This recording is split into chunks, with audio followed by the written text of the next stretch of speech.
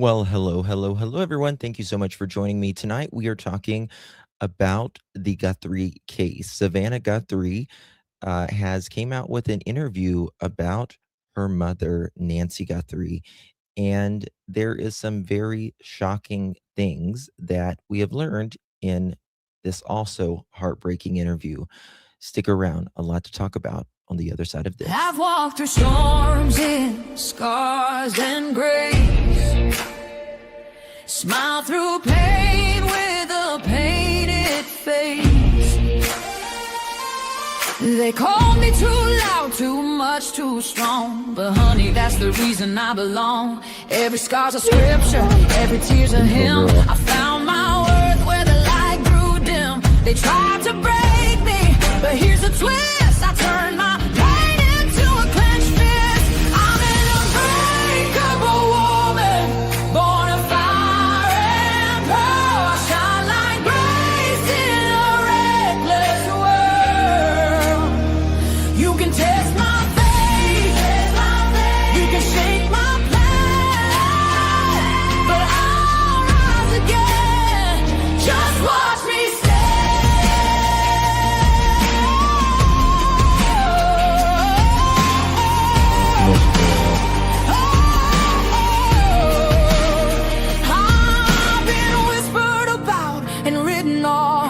judged by the gloss, not the cost. But God don't build weak hearts from gold. He made me fierce and he made me bold. I bend, I pray, I roar, I rise with mascara, tears and battle cries. Don't need your crown, I forge my own. From ashes, honey, I build my throne. I'm an unbreakable soul, dressed in truth and pearl. The fire don't scare me, it lights my world.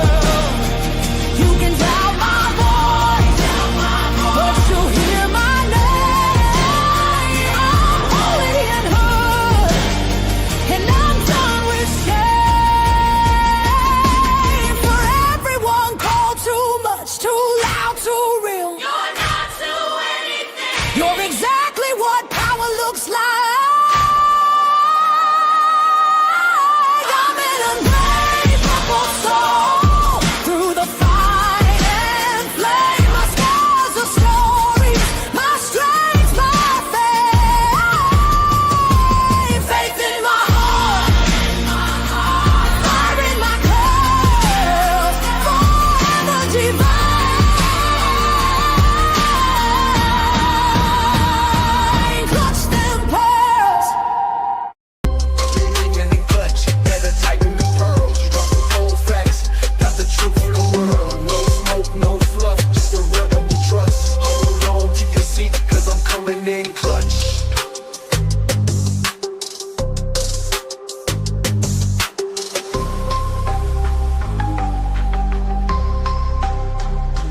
Coming in clutch.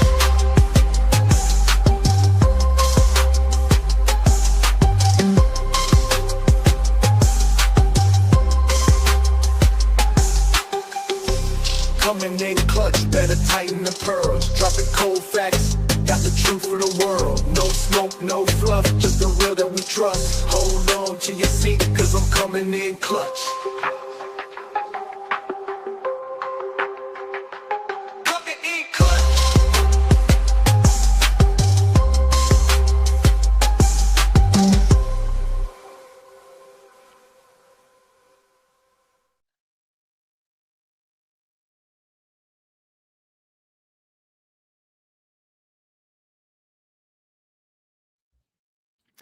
Well, hello, everyone. Thank you so much for joining me. Really do appreciate your time. You could have chosen to be anywhere on YouTube. You have a lot of options, anywhere on the internet, anywhere in the world, and you chose to be right here.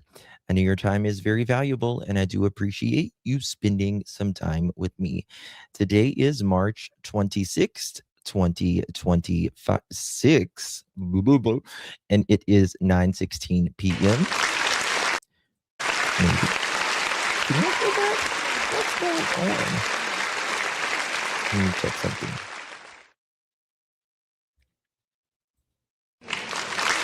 and the East Coast of the United States. Very good. There, I hear the applause.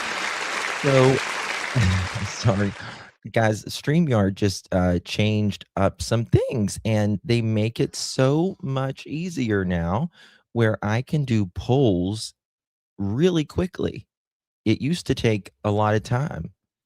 And it also shows up here.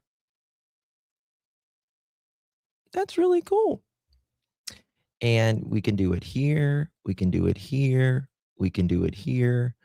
Um, yeah, and then I can, hide the poll, I can show the poll, and I can stop the poll, and then I can resume the poll. That's crazy. I like that.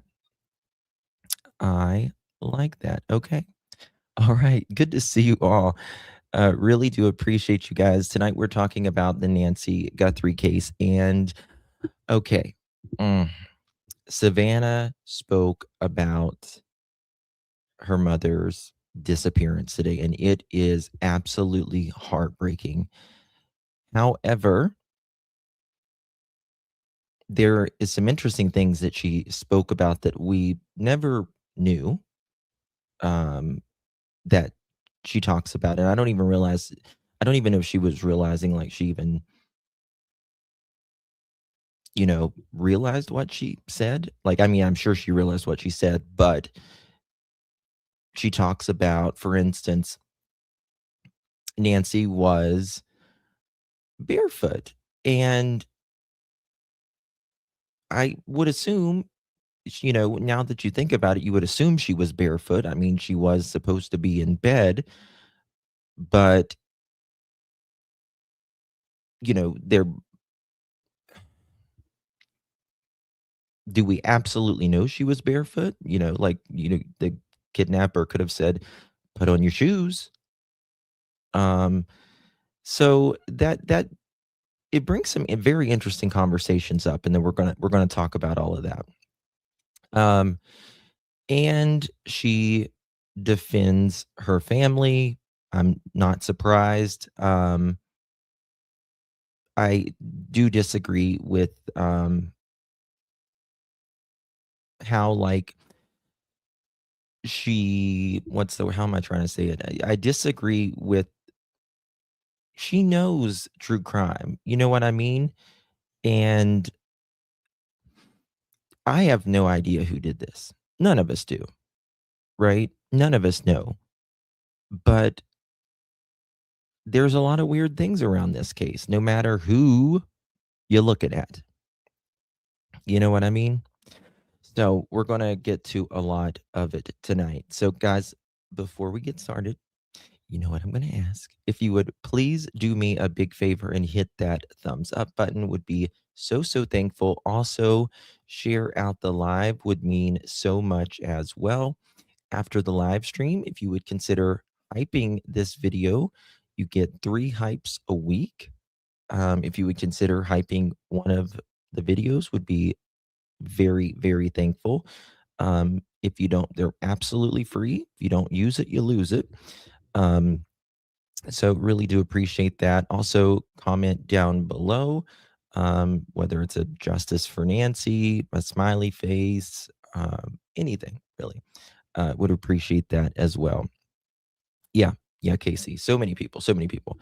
All right. Let me say hello to a few. Hey, Smiley, good to see you. I see you. Casey. Hello, Robin, Pam, Leslie, always keeping it real. Christy, good to see you. Sherry, good to see you. Marilyn, hello. Joe, oh my goodness, I always forget. Don't forget, girl, don't forget that like button. It's so important now. Green eyes, I got a strike. I can share. I got a strike. I can't share for a week. Really? Really? Oh, green eyes. Tony, good to see you. Good to see green eyes. Robin, Connie, Summer Breeze, Carol, Kim, hello. Let's see here. Titi, hello, darling. Robin, Christy, Miss Eureka, good to see you. Susan, Miss HLS, bonjour. Passion Flower, what's up? What's up? Summer Breeze, good to see you, dear. Widow Bailey, how you doing, darling? Good to see you. Ori, hello. Shelby, good to see you, hun. Just me, Pugs. Thank you for sharing. I appreciate that, Pugs. And good to see you, babe. Christy, Connie, Sassy, peace of Jesus to all. Hello, darling. Aaron, good to see you. LT, Susan, Peggy, Christy. Good to see everyone. Okay, so we're going to get right into it.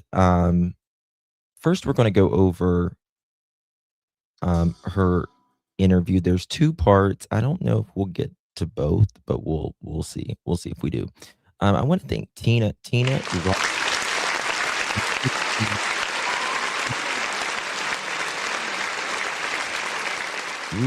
really do appreciate that. You are amazing. Really do appreciate your continued support, Miss Tina. You are a legend, as always. Good to see you, babe. Oh, thank you, Miss Widow. Hello, darling. Thank you so very much for gifting pearl necklaces. That is legendary status, if I do say so myself. Thank you so much, Widow. Really do appreciate your support. Truly, my dear friend. Hopefully, you and yours are well. Hey, Wendy. Good to see you. Anna Banana. Hello. Hey, Sadie. Okay. Yeah, very interesting things coming out here. So, Savannah sat down with Hoda Kotb and on the Today Show and NBC News, of course, and we're going to go over some of it. It's very sad because my heart really just goes out to Savannah and her family because, like I said, like, can you just imagine? And I don't want to give it, if you haven't seen it all, I don't want to like spoil it all for you, but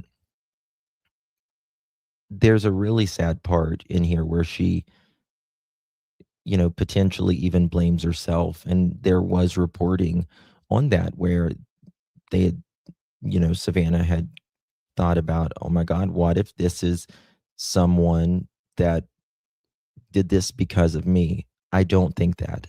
I really don't think that. It's after the live, Cheryl. It's after the live. Yeah. Yeah, my darling. And it's like right where the chat and the comments are, you just kind of swipe over a couple times, I think it is. Yeah. Okay. All right, let's get to this. Mike, I had given Mike for Christmas a boys' trip to go play tennis. And so he had been gone for the weekend. So I took my kids actually to Carson's. So we had a beautiful, fun night together. And then I came home. And really, it just got home at the same time that Mike came home. We were just saying hi, putting down our stuff, and the kids were running around. So she's speaking about how she learned about her mother missing, like how she had first learned and kind of like what had happened learning up to her mother disappearing. And my sister called me and I said, is everything okay? Mm-hmm. And she said, no. She said, Mom's missing. And this would be Annie calling Savannah saying, Mom is missing, right? Said, what? Yeah. What are you talking about? She said, she's gone. And she was in a panic. I was in a panic. I'm like, call 911. Yeah. She's like, I did. We've called them. They're here. And we thought that she must have had like some kind of medical episode in the night, and that somehow, the paramedics had come because the back doors were propped open, and that didn't make any sense. We thought maybe they came and there was a stretcher and they took her out the back. But her phone was there and her purse was there and all her things. Yeah. And it just didn't. I mean, I can understand that part. If I was, if I didn't truly know what was going on, because you're just trying to rationalize anything to make sense. if you don't know what is going on. Like maybe they took her out the back in like a stretcher or something like that. But wouldn't it be harder to get her out the back with the stretcher? Make any sense. Just So, thinking about it. Annie and Tommy had already. And that's the thing, Crazy Buck, right? I mean, where was like? There's blood here, right? There's blood. The back doors are open. There's blood up front. And this is the thing. The police said something was really wrong here in the beginning. Like something wasn't right inside the house. There was deep concern. Called all the hospitals, but obviously is then one. I'm like, I'm going to call the hospital. So then I started calling the hospitals, and the police were there and talking to her at the same time, and it was just chaos and disbelief. Within hours, Savannah was making the long journey home to Tucson. You saw Annie and Cam when you got to their house.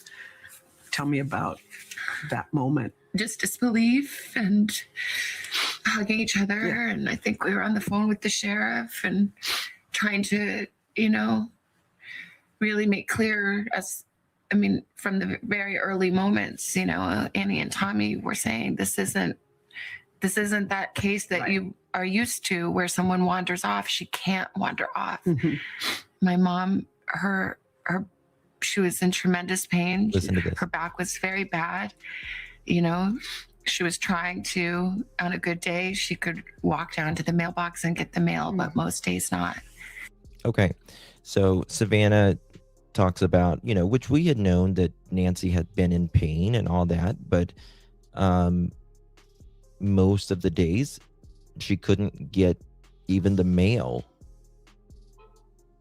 And, that's not very far. She had a bad back and she was constantly in pain. So it wasn't really even an option for the family to say, hey, mom walked away. Right. Because like I always say, your body goes out first or your mind goes out first, right? Like some people will have dementia, but their body is physically pretty good, right? And those are the people that generally wander off.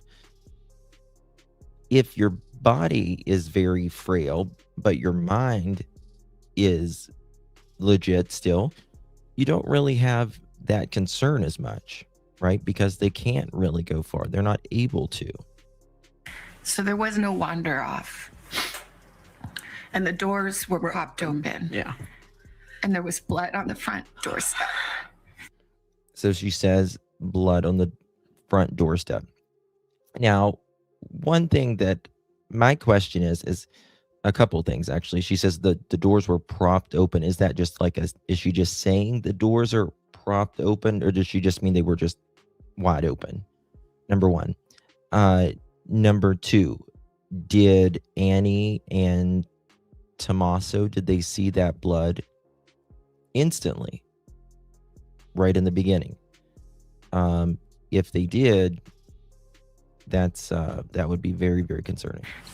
And the Ring camera had been yanked off. Yeah. And so we were saying, this is do something. This is not okay. Yeah. This isn't, something is very wrong here. Yeah.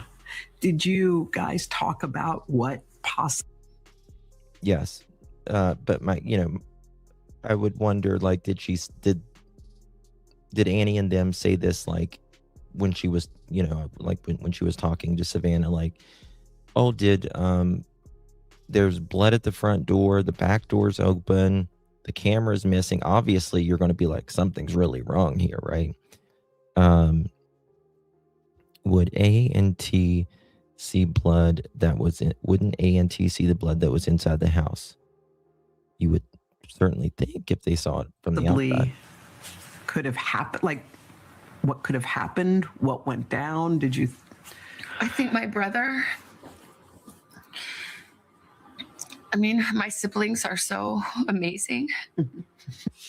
My brother, he spent his career in the military and worked in intelligence and is a fighter I love that pilot picture. and is brilliant. And he saw very clearly right away what this was. Yeah. And even on the phone, when I called him, he knew. He knew. And he said, I think she's been kidnapped for ransom. And I said, Yeah. what? Yeah. Well, why? What? And then, it sounds so like, how dumb could I be? But I didn't want to believe. I just said, do you think because of me? That breaks my heart, that part. That breaks my heart right there. And I've never thought this is because of Savannah. Not even a second I've ever thought this was because of Savannah. At all. There would have been more interest in money in the beginning very quickly, in my opinion. And not only would there have been more interest in money, but they would have probably, if it was just like someone that was obsessed with Savannah, they would have done it probably alone, which, this person could have done it alone or whatever. But again, if they wanted money, these ransom, like this person or persons who did this, they're going to show a picture of Nancy, in my opinion. And he said, I'm sorry, sweetie, but yeah, maybe. Me too, Wally. But I knew that. You did. I hope not. We still don't know. Honestly, we don't know anything. No. We don't know anything. So I don't know that it's because she's my mom and somebody thought, oh, that girl, that lady has money, we can make a quick buck. That would make sense, but we don't know. But yeah, that's probably, which is too much to bear. To think that I brought this to her bedside. That's really tough to hear. To think that I brought this to her bedside. No, Savannah. You didn't. You did not. That it's because of me. It's not. And I'm saying, I'm so sorry, Mommy. I'm so sorry. That's really sad, man. I'm sorry to my sister and my brother and my kids and my nephew and Tommy. When she says Tommy, they mean Tommaso.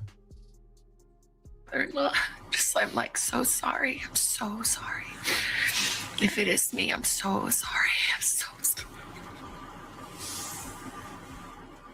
I bet we want to thank all of you just have for to the be prayers for our beloved mom.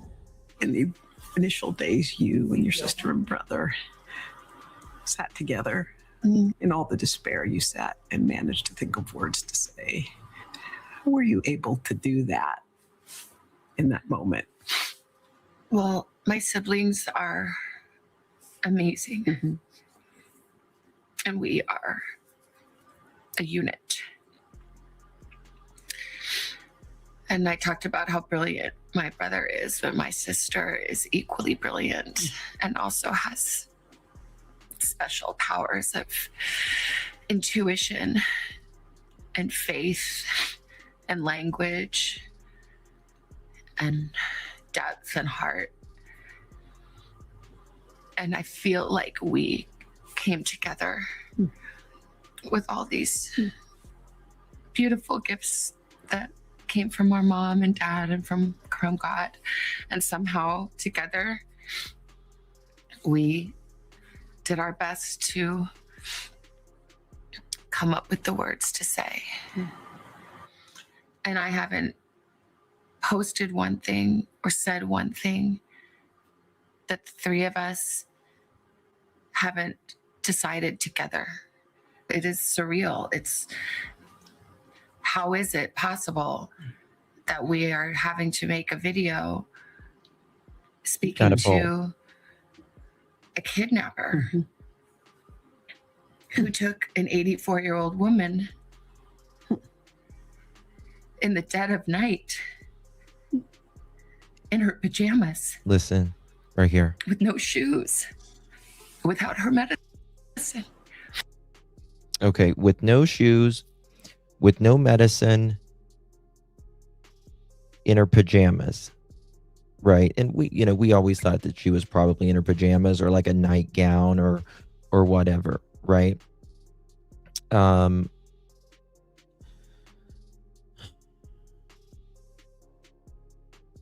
Now, this is my thing, right?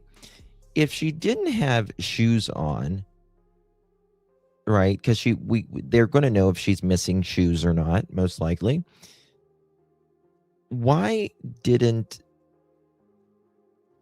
they use dogs more as well?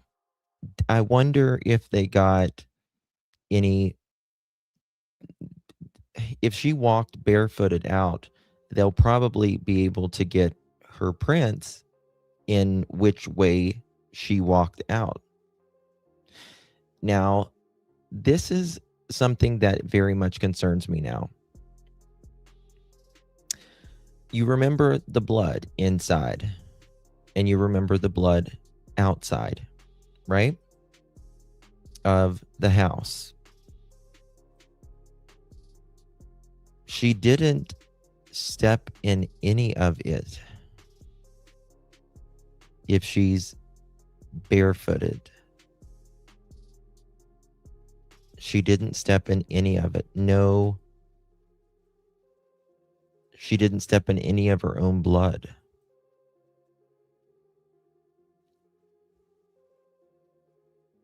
That's really concerning to me. Exactly. That kind of makes me think, oh, she was carried out. Oh, she was carried out. In some way, shape, or form. We have those lines as well in the driveway. I think she was carried out to at least the porch or to the sidewalk at least. This little person. And to beg for mercy. In the days that followed, multiple notes demanding payment were sent to various media outlets. The ransom. So I guess, yeah. So if you type 1, 2, or 3 in chat, it will add to the poll. I think that's how it works now. So if you type 1, 2, or 3, 1, yes, you think A and T are 100% clear in your opinion. 2, no, not yet. And 3 is 50-50. Notes or ransom requests came. Did you believe those to be real? There are a lot of different notes, I think, that came. And I think most of them, okay, it's my understanding, are not real. And I didn't see them. But, you know, a person that would send a fake ransom note really has to look deeply at themselves. Yeah. To a family in pain. But Listen I right here. believe the 2 notes that we received, that we responded to, I tend to believe those are real. Really? Okay. Now, that's I absolutely agree with Savannah here. I agree with her. A lot of people don't believe any of these notes are real. I do believe 1 or 2 notes are real, in my opinion. Savannah seems to believe that too. The FBI, they were very much interested in certain things that they have still not let us know what was all in those letters, right? Criminal wheeling her out in a wheelchair. I don't think it's a wheelchair. Mm-mm. Mm-mm. I think it's a dolly. I think it's a dolly. But Savannah and them, they responded to 2. Now, I don't think this was a ransom. I mean, they might have posed it as a ransom type letter, but again, to me, it was just a distraction. These people trying to distract, throw off what it was really about. I don't believe that they would have waited, of course, this long at all. I mean, how long was it after Nancy was missing? When they responded, it was a long time. Mm-hmm.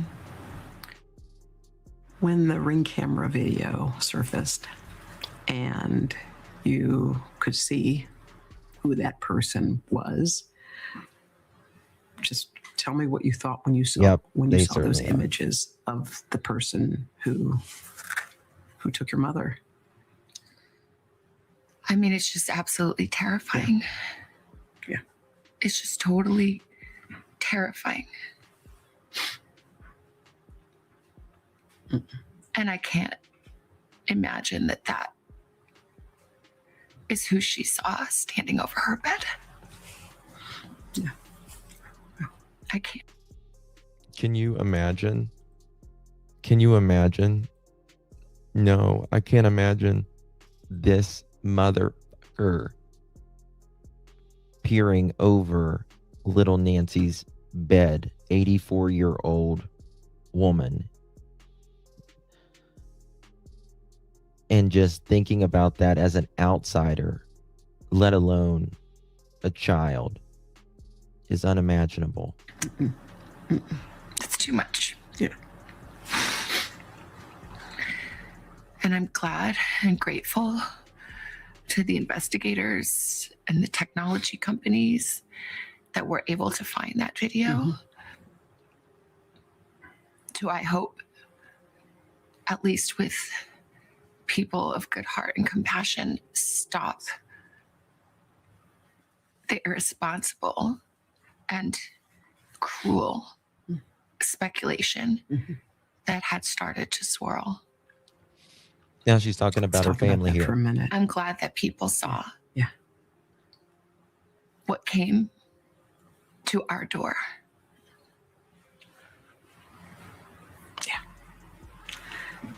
When you talk about the cruel speculation, the whisper. Okay, and so she's saying, I'm glad people are seeing what came to our door, meaning this guy, that clearly this is not Tommaso.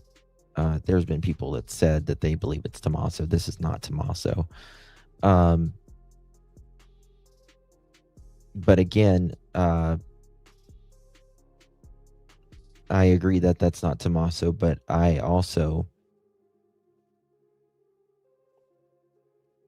still wonder. I can't help it.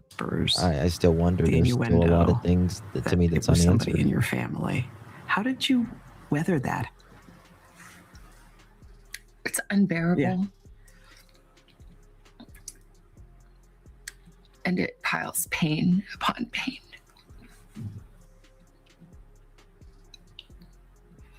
There are no words. There are no words. I don't understand. I'll never understand. And no one took better care of my mom than my sister and brother-in-law. And no one protected my mom more than my brother. And we love her, and she is our shining light. She's our matriarch. She's all we have. Savannah and her family stayed together in Arizona for weeks New as the poll. media coverage New grew poll. more intense. We had to move houses many times 1, 2, or because 3 in chat. people came, and not everyone is respectful, unfortunately. You know, And there was a night we had to leave in the dark in the desert, That's terrible. holding hands, me and my sister and brother and I get into a car waiting for us to, because the people outside were closing in. So we found a place that was safe, and then we couldn't really leave too much. So like those days are a blur. Yeah. Crying and praying. How did your family feel about the way the investigation was conducted? Listen to this carefully. It's still going. Yeah. Listen to this, because one thing, if I was Savannah in the family, I would be very unhappy with how this investigation went, because of the sheriff, mainly. And Yeah. people have worked tirelessly.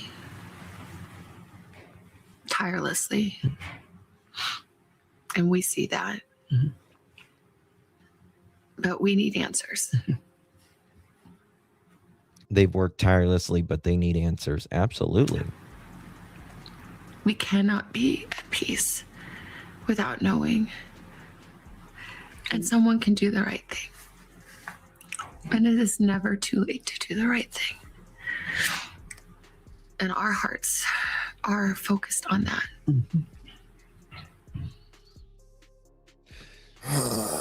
To me, I love that picture. That's such a cute picture. Brandy, I understand what you're saying. I really do understand what you're saying. Just imagine caring for the elderly mother-in-law, your mother-in-law, and this happens, and then people blame you. There is no evidence to support it, in my opinion. I'm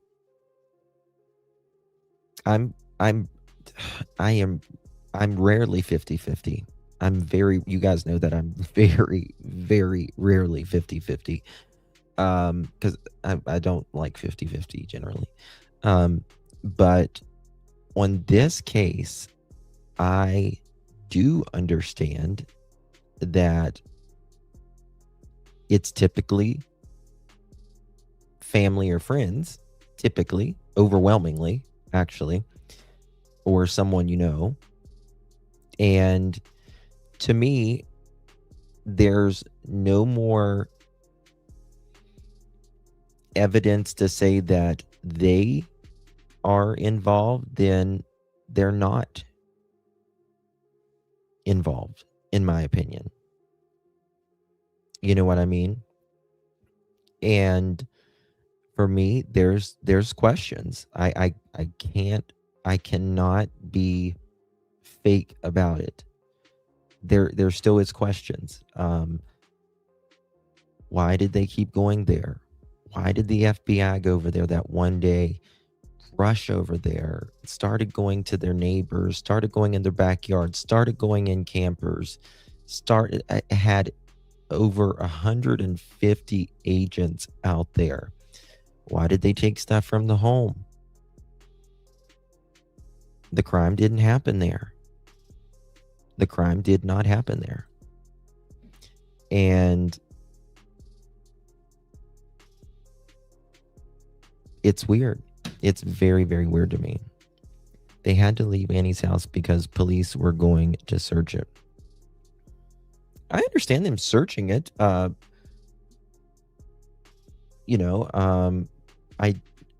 forensics is a whole nother thing to me. The car that they kept longer than anybody else's.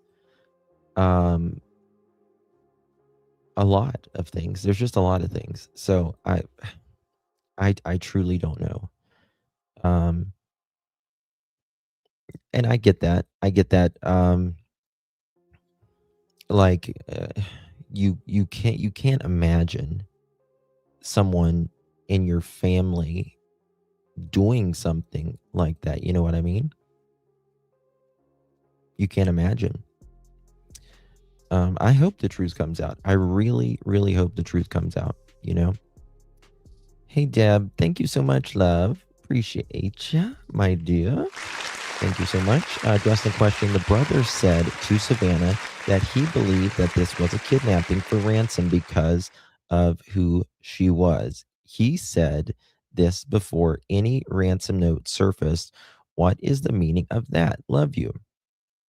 Good question. That's really interesting.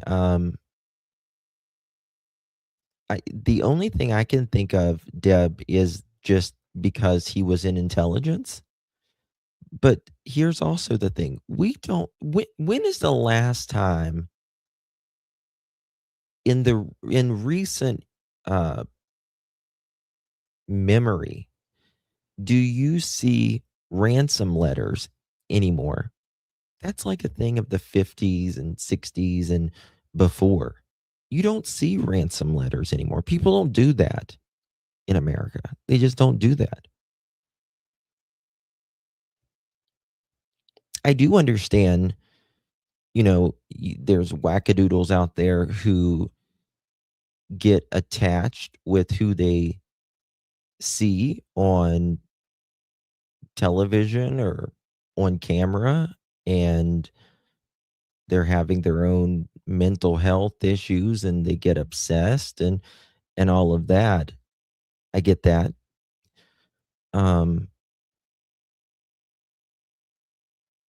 But I just don't think this is that.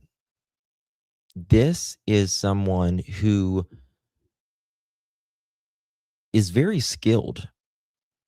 Whoever the brains of this operation is, in my opinion, they're very skilled at messing with cameras, apparently. If this dude, blacked out the neighborhood essentially, again, how did he know the cameras were off in the house, or did he turn the cameras off in the house? How did those two cameras not work on the 11th and the 31st or the 1st? How? It's got to be someone that's been in that house, or just knows a lot more. It has to be. I can't see it another way. You know? Thank you so much, Deb. Appreciate you, babe. Good to see you. Hey, Sins. How you doing, babe? Thank you so much. Appreciate you, love. What do you think about all the ransom letters at the beginning? Love you. I think most of them are BS. BS. Ransom letters, I do agree, like I said, with Savannah, that maybe one or two of them might be authentic, but I don't believe that they're truly for ransom. I think they write it like, hey, we're writing this as a ransom letter, but it's not really a ransom letter. It's just to kind of throw them off. If they supposedly knew certain things that nobody else would know. And those things have still not been put out yet. Right. And I'm sure that the reason they haven't put that out is because if this goes to trial, they will connect this person with saying, hey, we know this happened inside the house. Right. So I do think maybe one or two of them actually did come from the person or persons, but I don't think that they are legit ransom letters. Like, I don't think this was for ransom, just in my opinion. Um,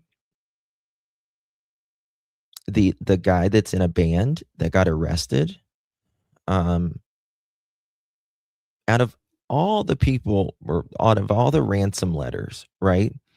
That guy did the thing that people do in ransom letters. He called Tommaso and Annie. That's what people do. People who kidnap someone and ask for money or ransom letters, they're not there to um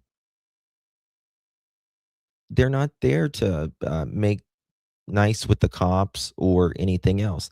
They want just the money. You know, first thing is in a ransom letter. You call the cops, they're dead. That's not allegedly what's in these ransom letters, right? So I do believe maybe one or two of them, but I don't not quite sure about the rest. But there is some very interesting things when it comes to the one guy who, and this is the other thing, the FBI said that they would arrest everyone that wrote like a fake ransom letter. We haven't seen that yet. Haven't seen that yet. We just know of what, one or two arrests, maybe? All right, guys, we're going to go to our friend and yours, Deception Detective, the big DD. Listen to this.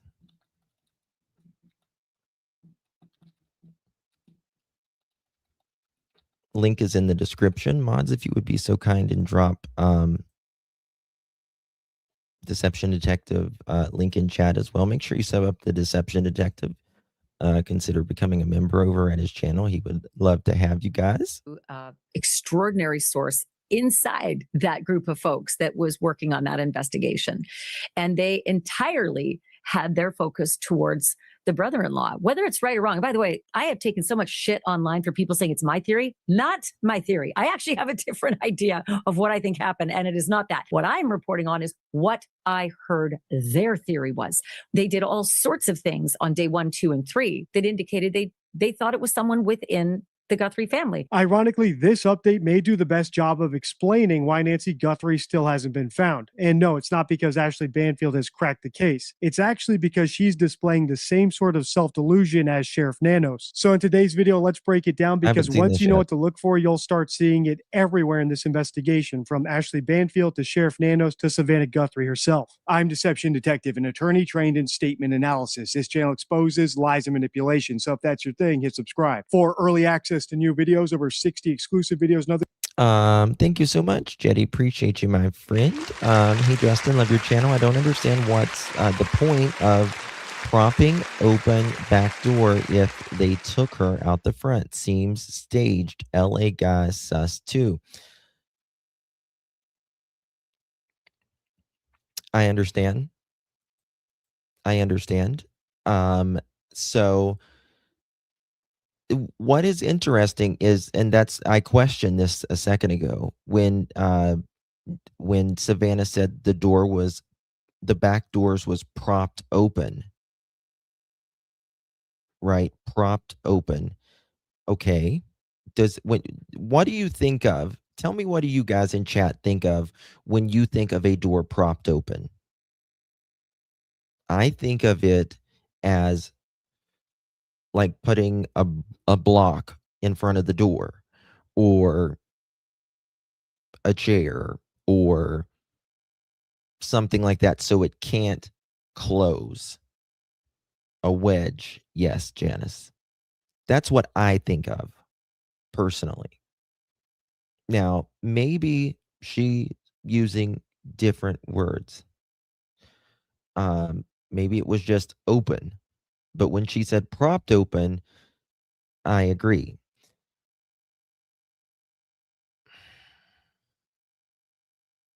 I So if, let's say, this person, if okay, if the back doors was just wide open, I don't think that the person was already in the house, most likely, when Nancy got there.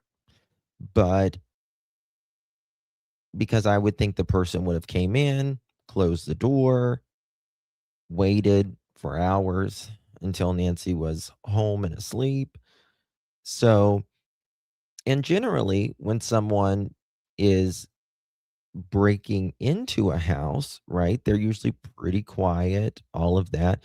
So the back doors, if they were legitimately propped open, um, that could be staged. It absolutely could be. Absolutely. They did things around the house that now the front door, Nancy was taking out that front door. She was taking out that front door. Um, if they took her out the back door, there is way more obstacles for them to overcome, if you will, to carry her out the patio porch, the grass, the uh, the flower beds, the sidewalks, the gates, the driveway, right? So I don't think that they carried her out the back. You would have to explain the blood in the hallway, at the door, outside the door, on the sidewalk, right? So, did they remove her bed for clues? They didn't remove any furniture that I'm aware of.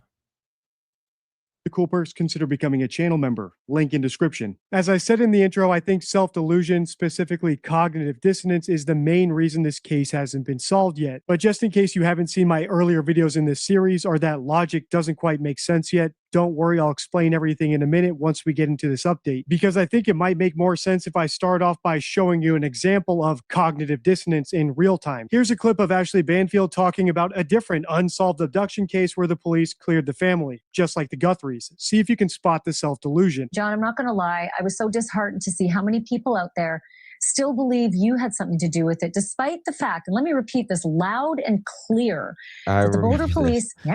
this. So, deception detective, there's a new, I'm gonna pop this up. New, 1, 2, or 3, do you think, Nancy was taken out either the front door, put 1, back door, enter 2 in chat, or 3, unsure? Deception detective, has his opinion definitely on the JonBenet Ramsey case, and this is so interesting for me because, uh, people just told me to talk about, to play this video. Um, I don't have there's only 2 cases that I've ever really been not have an opinion on, and one is JonBenet. I do have opinions on both, don't get me wrong, but I'm not firm in them like I normally am. One is JonBenet and, the other one is Nancy Guthrie.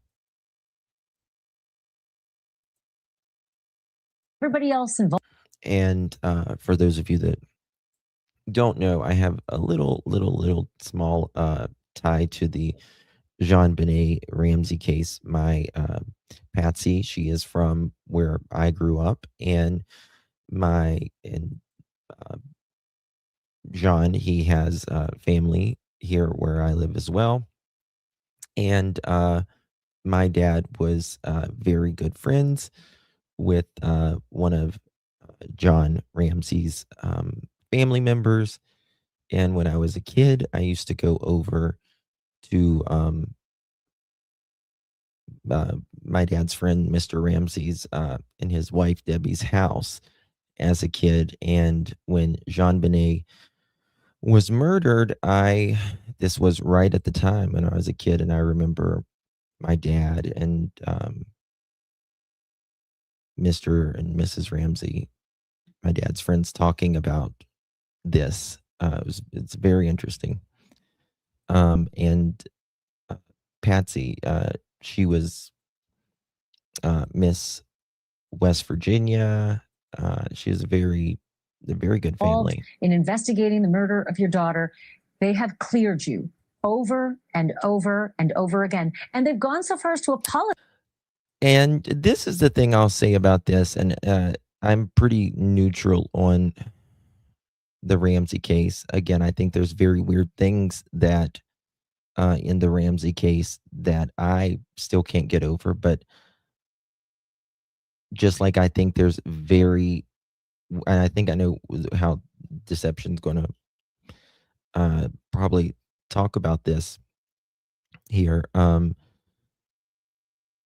For instance, in the Ramsey case, the letter, it's almost a freaking novel that was at the bottom of the steps where they only have, or they're, which is it's a huge letter. We've covered it before with John rather's bonus check, the exact amount. And it's really rare. How would that person know that?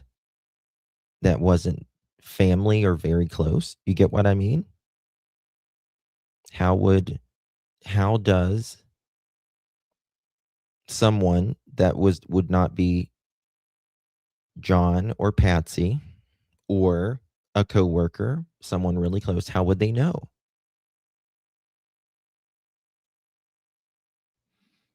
Just like in my opinion, Nancy's case. How do they know about these certain cameras? How do they know where they're off, that there's no subscription, that kind of thing? Apologize for having left you under that I get umbrella it. of suspicion for so long, to the point where Patsy died before she was cleared from that umbrella of. And I remember when Ashley did this. This was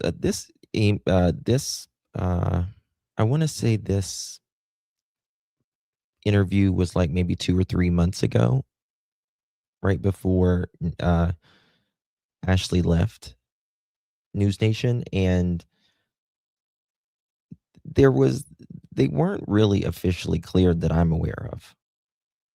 There was this one thing that came out, but there's not really an official clear. Suspicion. So for anybody watching, if you're one of the commenters, do your research before you make such painful comments about John and his family. Ashley Banfield did that interview with John Ramsey just weeks before she publicly accused Tommaso Cioni of being the prime suspect in his mother-in-law Nancy Guthrie's kidnapping, which is why I think it's such a perfect example of cognitive dissonance, because cognitive dissonance at its core is the lies we tell ourselves in order to protect our self-esteem and our worldview. In this case, I think Ashley Banfield either said she thinks John is innocent really early on, or knows him personally, or just enjoys being able to get him onto her show for interviews in exchange for ad revenue. So whether she's aware of it or not, she cherry picks information, disregards counter evidence, and does plenty of other mental gymnastics in order to see him that way. But because she doesn't feel the same way about Tommaso Cioni, she's able to. Yeah, and that's a huge thing that we all do every single day, right? Like, we might not be as accepting of something someone does or says, because we just don't like them for whatever reason. But someone that we like will do a mental gymnastic in our head and say, well, theirs is different, right? To look at him more logically and do the very things she was just shaming people for doing about John Ramsey to Tommaso. And here's the biggest irony of all when it comes to cognitive dissonance. Even though it might be impossible to detect in yourself, it's really easy to see in others. So Megan and Ashley point out some great examples of it when it comes to Sheriff Nanos and Savannah Guthrie in this update. So without further ado, let's watch it and break it down as we go. On the side of it wasn't a stalker of Savannah's or somebody who is obsessed with Savannah who took Nancy. You have the Sheriff Nanos statement this week that I know that he thinks he knows what the motivation is, and that he's only grown more certain since day one on what the motivation is. And oh, by the way, the community is in danger. Like, Yeah. wait. Yeah. What? Wait. So we're if in the week community's in 6. danger, it's not somebody who's a stalker of Savannah in his mind. Here's the quote. We believe we know why he was here. We believe we know why he was here. And we have known since day one. Well, then why did you raid 2 random people's homes?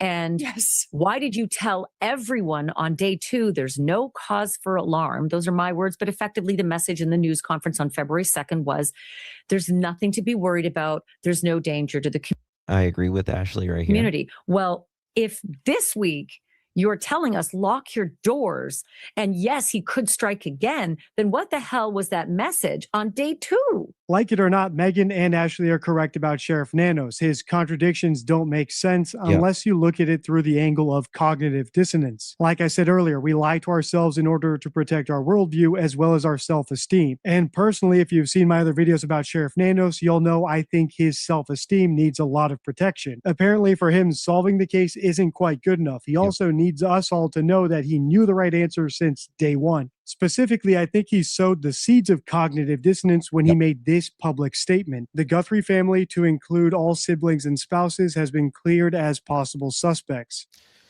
I think, in my opinion, that was pressure. I think that was pressure for him to say that.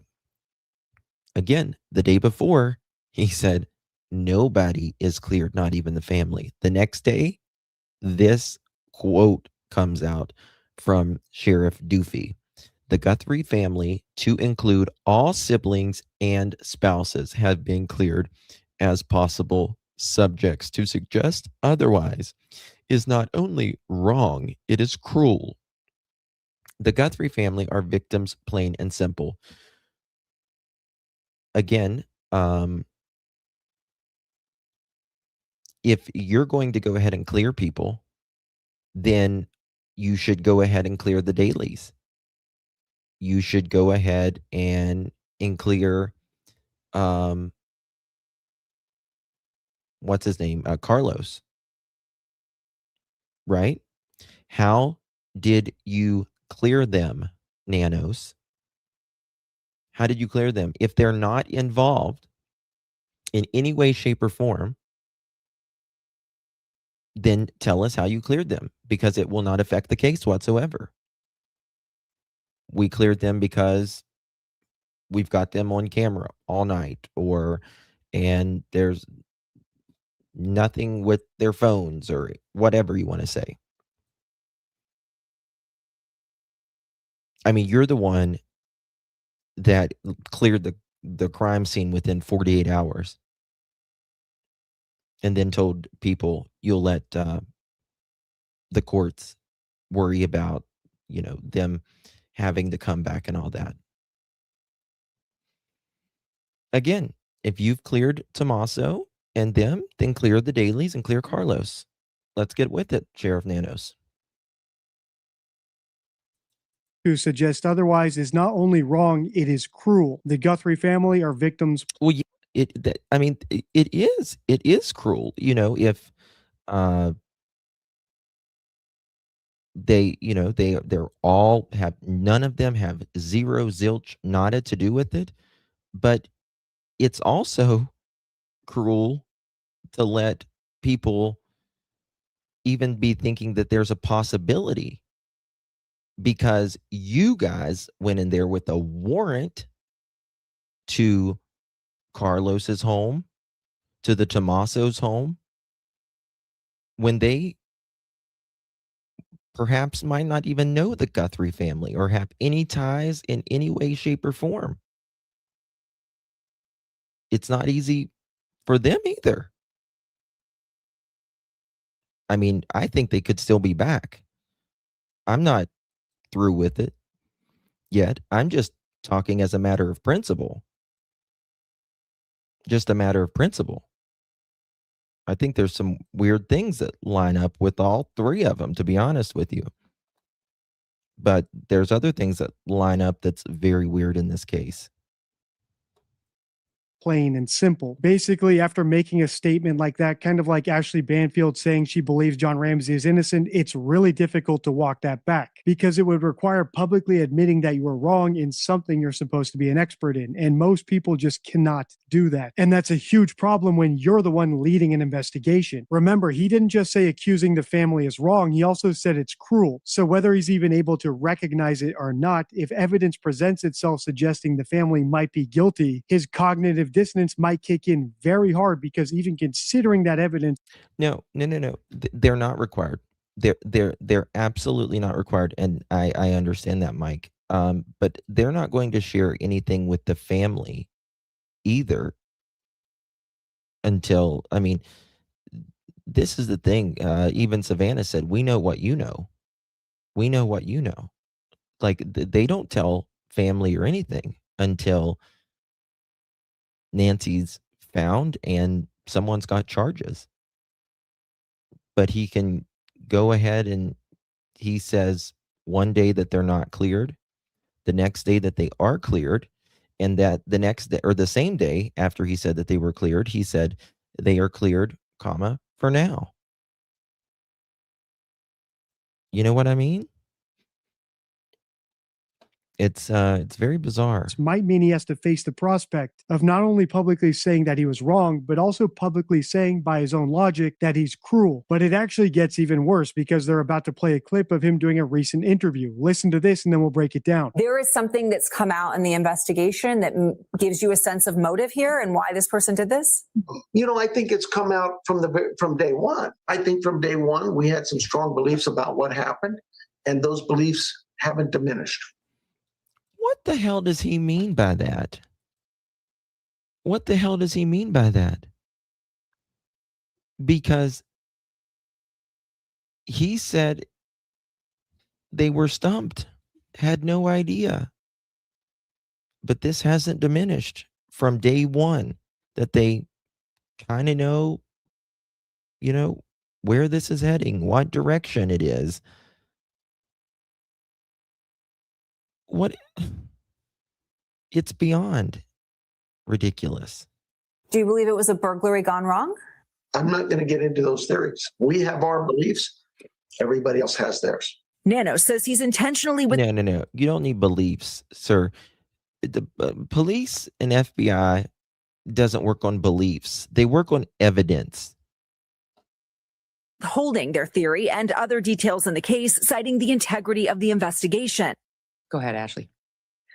Well, I just, I had to pick my jaw up off the floor when I saw the day one comment. We believe we've known since day one, because on day 2 and 3, I was talking to an extraordinary source inside that group of folks that was working on that investigation. And they entirely had their focus towards the brother-in-law, whether it's right or wrong. By the way, I have taken so much shit online for people saying it's my theory. Not my theory. I actually have a different idea of what I think happened, and it is not that. What I'm reporting on is what I heard their theory was, what they were doing on day 1 and 2 and 3. And it was not what Sheriff Nanos just said. They did all sorts of things on day 1, 2, and 3 that indicated they thought it was someone within the Guthrie family. They towed a car under warrant, for God's sake, and they shut down the search for Nancy, and they closed up shop at the crime scene, and then they told the whole neighborhood, "You're all safe. There's nothing to worry about here." And then they went into over to Annie and Nancy's Tommaso's house. Yes. So this guy, to tell us that he's known since day 1 that there's some terrible boogeyman out there, but on day 1, he's treating Tommaso like the boogeyman. And that is what the police were doing, not what Ashley was doing. I had a source telling me where that investigation was, and that is where it was. So this guy, it's sad. Once again, I agree with Ashley Banfield. And remember, just because I agree with her there as well. I don't think, listen, investigations can change, right? They can change wherever it's leading, or they'll run something until there is nothing else to run with it. It either falls apart or it keeps going, the evidence. And I don't, and Sheriff Nano says, well, we've been pushing, we've thought something since day one. And this is the thing that the public seems to can't get over, and I understand why, is number one, it's usually someone, the family, friends, someone very close. Number two, it was the same day virtually that after she was dropped off by her son-in-law, just a few hours later. Number two, they kept Nancy, or they kept Tommaso's and Annie's car longer than anybody else. They kept going over and over and over for search warrants at their house, taking things out, being there for hours at a time, bringing things in paper bags, and all of that. So it's but again, they also did this. They also went to the Daly's home. They also went to Carlos's home. And for me, the only thing I could think of is, damn, are they linked? Are they linked somehow? Because either you've got some really unprofessional law enforcement that is just doing warrants for virtually not much. And to get a warrant, it requires a lot, right? Who, what, when, where, how. You got to put on that warrant. Who this person is, why you believe it, where it, whatever you're looking for is in the house, or why you virtually believe that they have the evidence of whatever.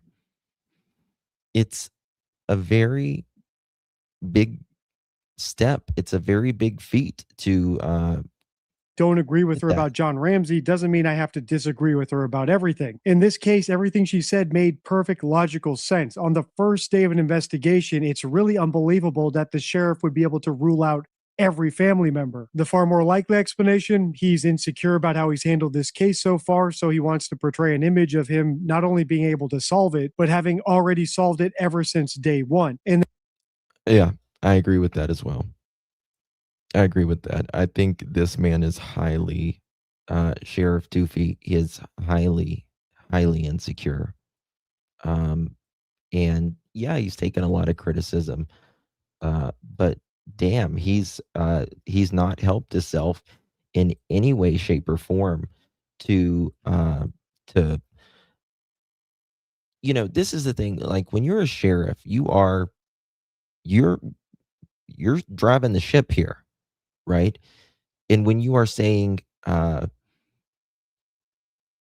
almost like double entendres, like things with the things that are complete opposites, very inconsistent things, of course people are going to judge that, right?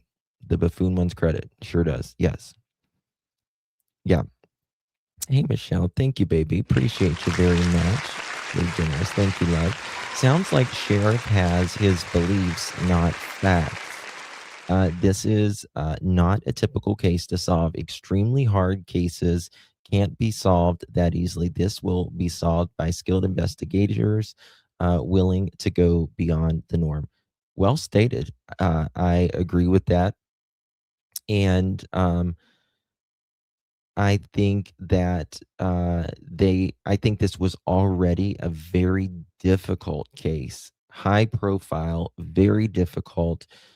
And the fact that you have an egotistical bully who's a sheriff who has a chip on his own personal, in my opinion, shoulder for the FBI, and can't seem to get over that for the betterment of victims like Nancy, um, has really made it tough for this case. Has really made it tough for this case. And has really bogged things down, bogged them down for morale. I'm sure for the investigators, they're human, has bogged it down with sharing, in my opinion, information, has bogged it down with the labs. Yeah, I agree. I agree. I was thinking today because again, I truly have no idea in this case. Um, have I crossed you know, T and A off my list? I have not. But I was thinking today, like, what if, heaven forbid, they would be involved? Would would Savannah believe it? Would she believe it? I don't know.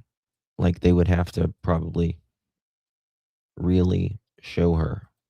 That solution coincidentally affirms everything he said about the family being innocent, even though I personally haven't seen any evidence at all that Tommaso and Annie are innocent. I haven't even seen them deny being involved. In other words, to That's reiterate, true. if the leader of an investigation isn't able to look at it with clear eyes and instead has to look through it through a filter of ego, worldview, and the desire to be correct, it's very unlikely that the case will be solved. On that note, it's also not great when the one family member I think may be innocent, Savannah Guthrie, is showing cognitive dissonance about the most likely suspects, her sister and her husband Tommaso. If this New York Post headline is true that she's livid over the accusations against Tommaso, that's pretty revealing. After all, if she had enough proof to be convinced that he's innocent, she could always just show that to the public and shut down the speculation immediately, rather than getting livid about it. Or he could always just step. Do you mean Tommaso and Annie Pugs? Justin, what do they stand to gain with no body?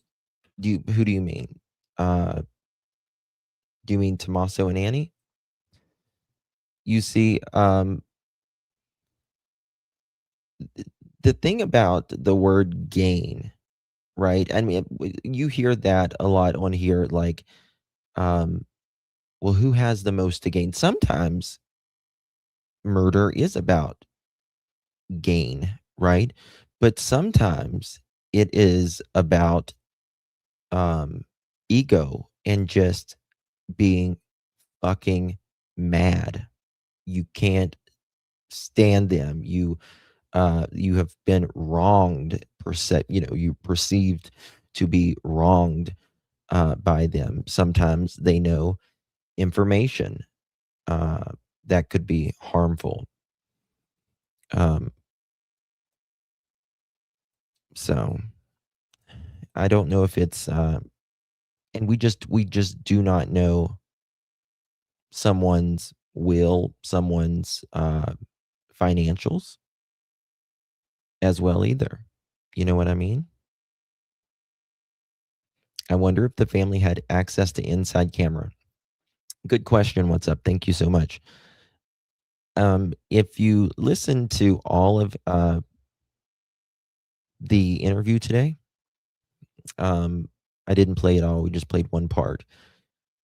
Savannah says that they took care of Nancy daily, and Nancy didn't want to move.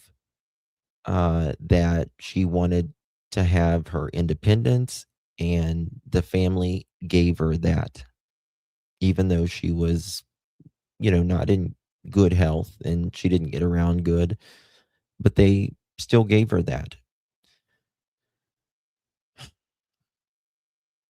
And so to me, and this is just speculation from my part, but someone who has cameras inside of their own home and someone who lives alone and is elderly, why wouldn't you? Why wouldn't they have uh, the to be able to check on their mother or their mother-in-law? You know what I mean? Like, why wouldn't you check on them? That's what the whole thing is for, right? I mean, if you they're called granny cams or nanny cams or whatever. Um, if someone falls or whatever, to me, absolutely, they would have access to those cameras. But that's just my opinion. I mean, what other reason would those cameras be there? I mean, Nancy doesn't really. I mean, some people might have them for their pet or whatever, but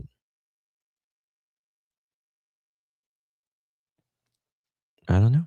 Up and sue his accusers for defamation. The fact that neither has happened and she's still livid is pretty revealing. To me, it simply suggests that Savannah is experiencing cognitive dissonance about the capacity of her sister and her husband of doing Be something careful, truly Pam. evil to her mother. It's Love not you, something baby. she wants to believe is true, which makes sense. So her brain, in order to protect her worldview, is ignoring it. In fact, it's lashing out at anyone who even suggests it. In other words, I think Savannah and Sheriff Nanos are experiencing the exact same cognitive dissonance about the family, the same way Ashley Banfield is experiencing cognitive dissonance about John Ramsey. All right, let's pick up where we left off because Ashley's about to give us her new theory of what happened in the case, and you'll see it is another sign of cognitive dissonance. Jules, I agree.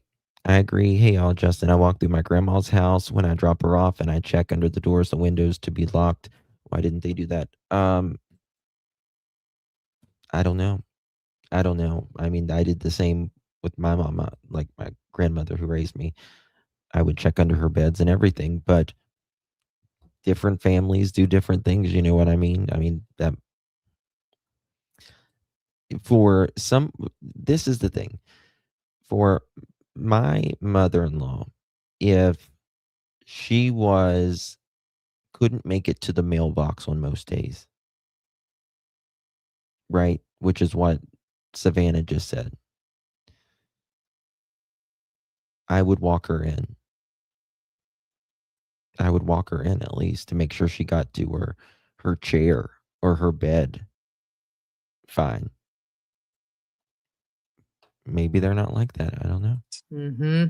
Well, when you say that you have a different theory, what's your different theory?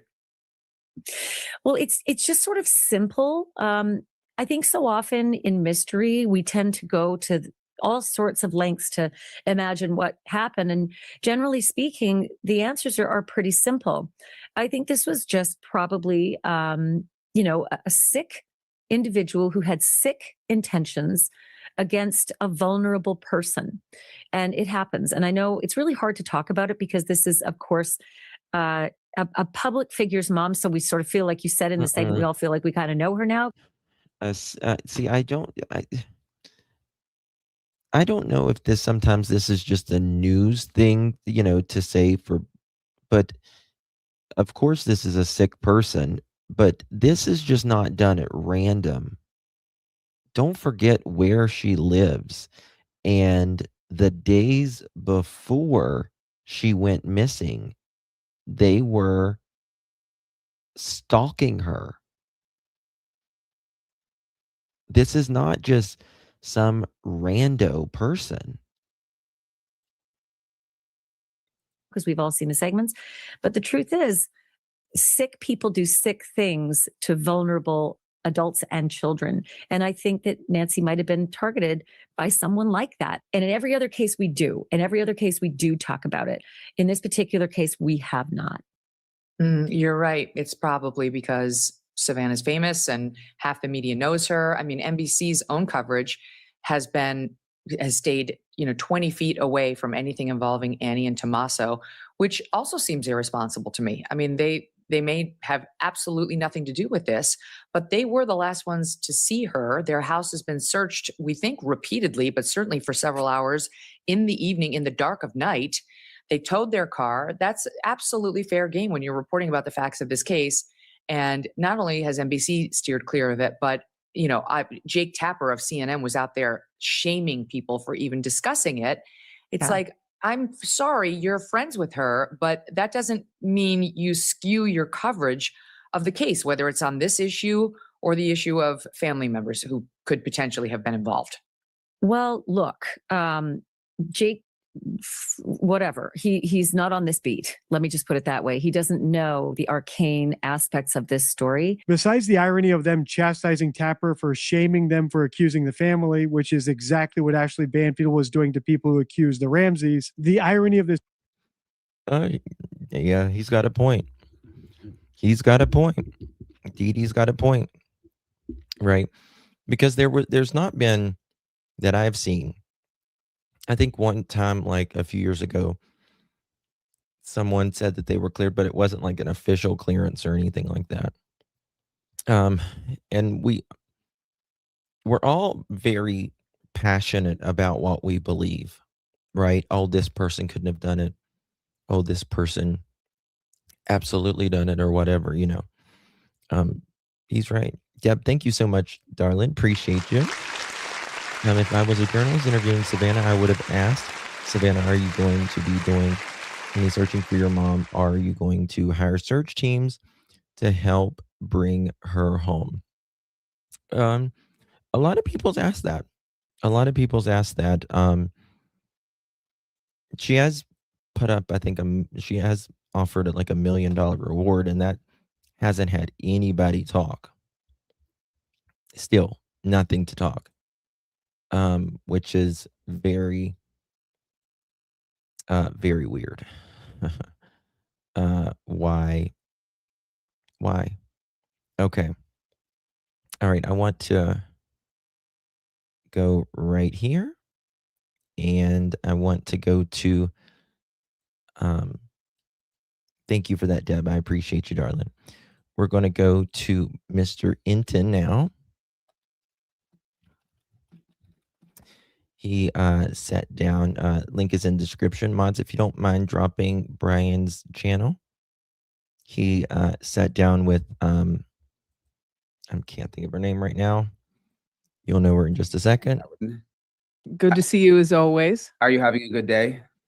I'm having a long day already, even though it's early, but Yeah. It's all good. Yep. Okay, Started super early, but getting it done. Well, thank you for making the time for me. I was just commenting your necklace. I was wondering if it was a like an FBI. It looked like almost a sheriff's star. It's actually the Chicago police badge. Yeah, not only that, he has denied searchers. They have a star, and this was my sister's, and she worked Chicago police for her whole career. And then when she passed away, her kids were kind enough to give it to me, and I just absolutely cherish it. Well, it looks really nice. It's just like I loved my sister Sue. She was a lunatic, but in the best possible way. Awesome. So I wanted to ask you a couple about some of these new developments with Nancy Guthrie. First of all, hey guys, I was in Arizona for almost a month and a half, and my eating habits. Hold on one second. Let me.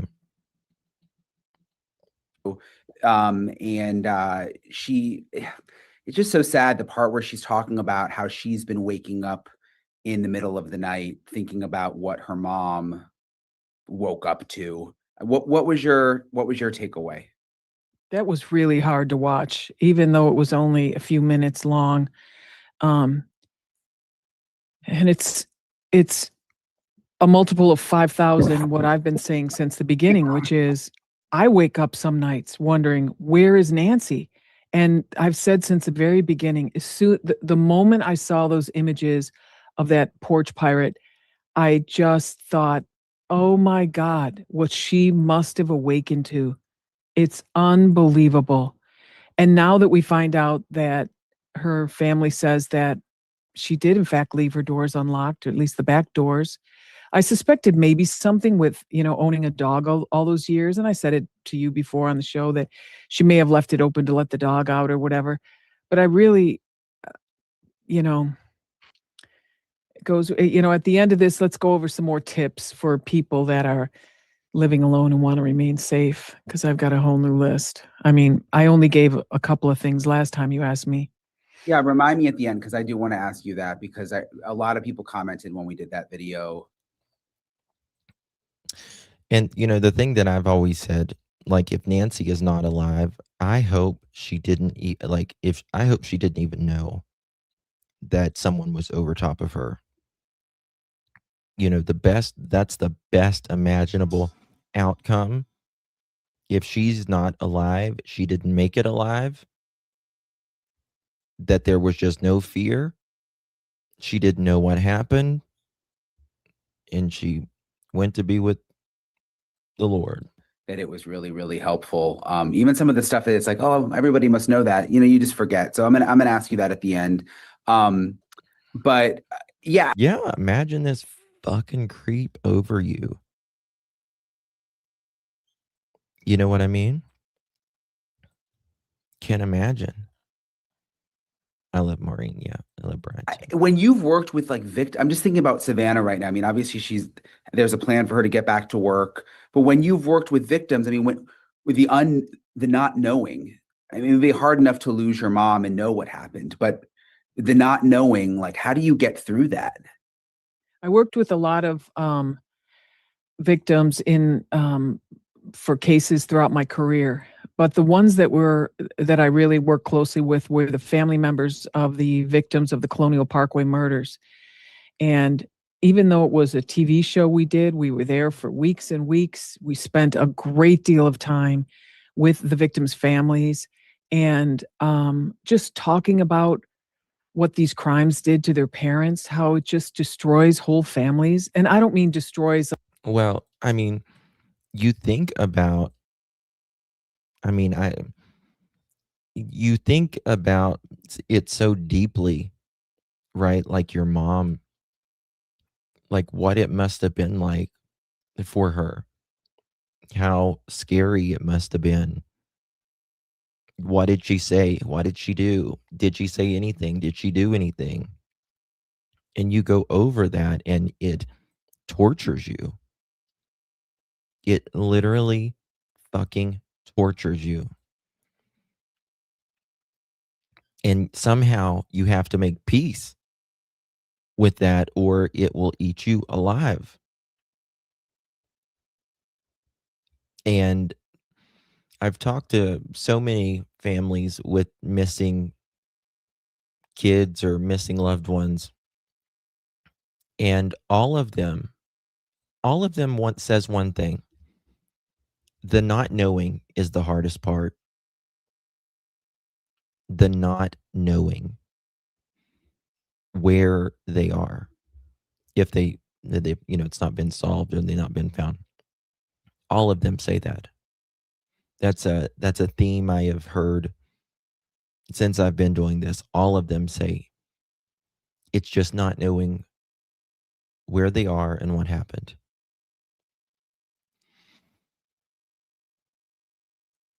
You know what I mean? Hey, Karen. But, I don't know if he's saying that, Karen. I think the thing is, like, you don't really know until you know. You know what I mean? Like, you can go back to where you're from, if you moved away or whatever, and you can be gone for years and you can still like talk to your family or see your family every, a couple times a year or whatever. But life changes for both of you and you become two different people. Right? And you just don't know. You can really think like, oh my God, they would never, ever, ever. But you just don't know until you know. You know what I mean? I think that's what he means. Like everyone stops loving each other. I mean, your mother is completely broken. Your dad, when they lose a child, your father, the same way. The marriage is never the same because they can't seem to connect. Because this type of thing is so heavy. I agree, Lolo. It's like having an elephant sit on your back. 24/7. It's so heavy, and you can feel it when you interact with these people. It's really it's oftentimes the hardest part of the job is just seeing that and then feeling what it does to you too when you're involved. But for Savannah, I mean, it doesn't take a psychic to see what she's feeling. It's everywhere. I mean, you could feel it through the screen. I wish there was something I could do to help her. So many of us do, and I know you do too, Brian. Oh, and one of them would be to find the sons of bitches that did this to her mother and just, ugh. Yes, Maureen. Yeah. Yeah. No, I think about her job too. You know, she has to go through all this in such a public way and then going back to work, what that's going to be like for her, even just because it is the Today Show and it's kind of a lighthearted show. I mean, they do cooking segments. It's not really meant, it's not a depressing show. You know what I mean? It's a morning show. So I just wonder what that's going to be like for her to have to kind of try to, I guess, Brian, put this to the side. there's a lot of victims that go through this that have to go back working at McDonald's or working at the DMV where they're dealing with the public all the time and they're just on the verge of tears, sometimes years. Or, you know, my cousin who's a teacher who went through it and her husband who's a physical therapist who's, you know, have gone through the loss of a child or some loved one. It's hard. I mean, you know, when my mom passed very suddenly and I had to go back to work, it was not easy. But I feel like dying inside. my mother wasn't You ripped really out of her do. bed in the middle of the night. And, you know, God knows what happened to her. At least we knew where she was. We were able to go through the motions of saying goodbye to her and honoring her and celebrating her life. Those rituals are very, very important to moving forward. Yes, that's right. You know, it's bad enough when you lose someone to, you know, illness or whatever. But again, the not knowing and just the tragic way of just living 84 years on the planet and getting through that, all of it, and you've been through, you know, good things and bad things, births and deaths and all of this, and some motherfucker comes to your house at 2 o'clock in the morning and takes you away from your family and the family doesn't know. It's awful. Hey, what's up? Thank you, baby. Sorry, I didn't see that. I apologize, my love. I'm wondering if Savannah, as attorney, she put someone that is related to Porch Pirate. Oh, I see what you mean. Which that's why he chose Miss Nancy, like meaning she was like she is an attorney, but like she might have pissed someone off in the past with whatever. I don't think she I think she did more corporate stuff. If I can't remember. I'm pretty sure she did was like yeah, I don't think she was that kind of an attorney, if I recall correctly. I want to say it was like corporate or something like that. It wasn't I don't think it was anything with like criminals. You know what I mean? In the past. But her husband does corporate. Yeah, it might be what she did. Forward in a healthy way. This not knowing, as You never know. pointed out a minute ago, is just impossible. It's just so hard. Do you think Savannah speaking out this way now could lead someone to come forward?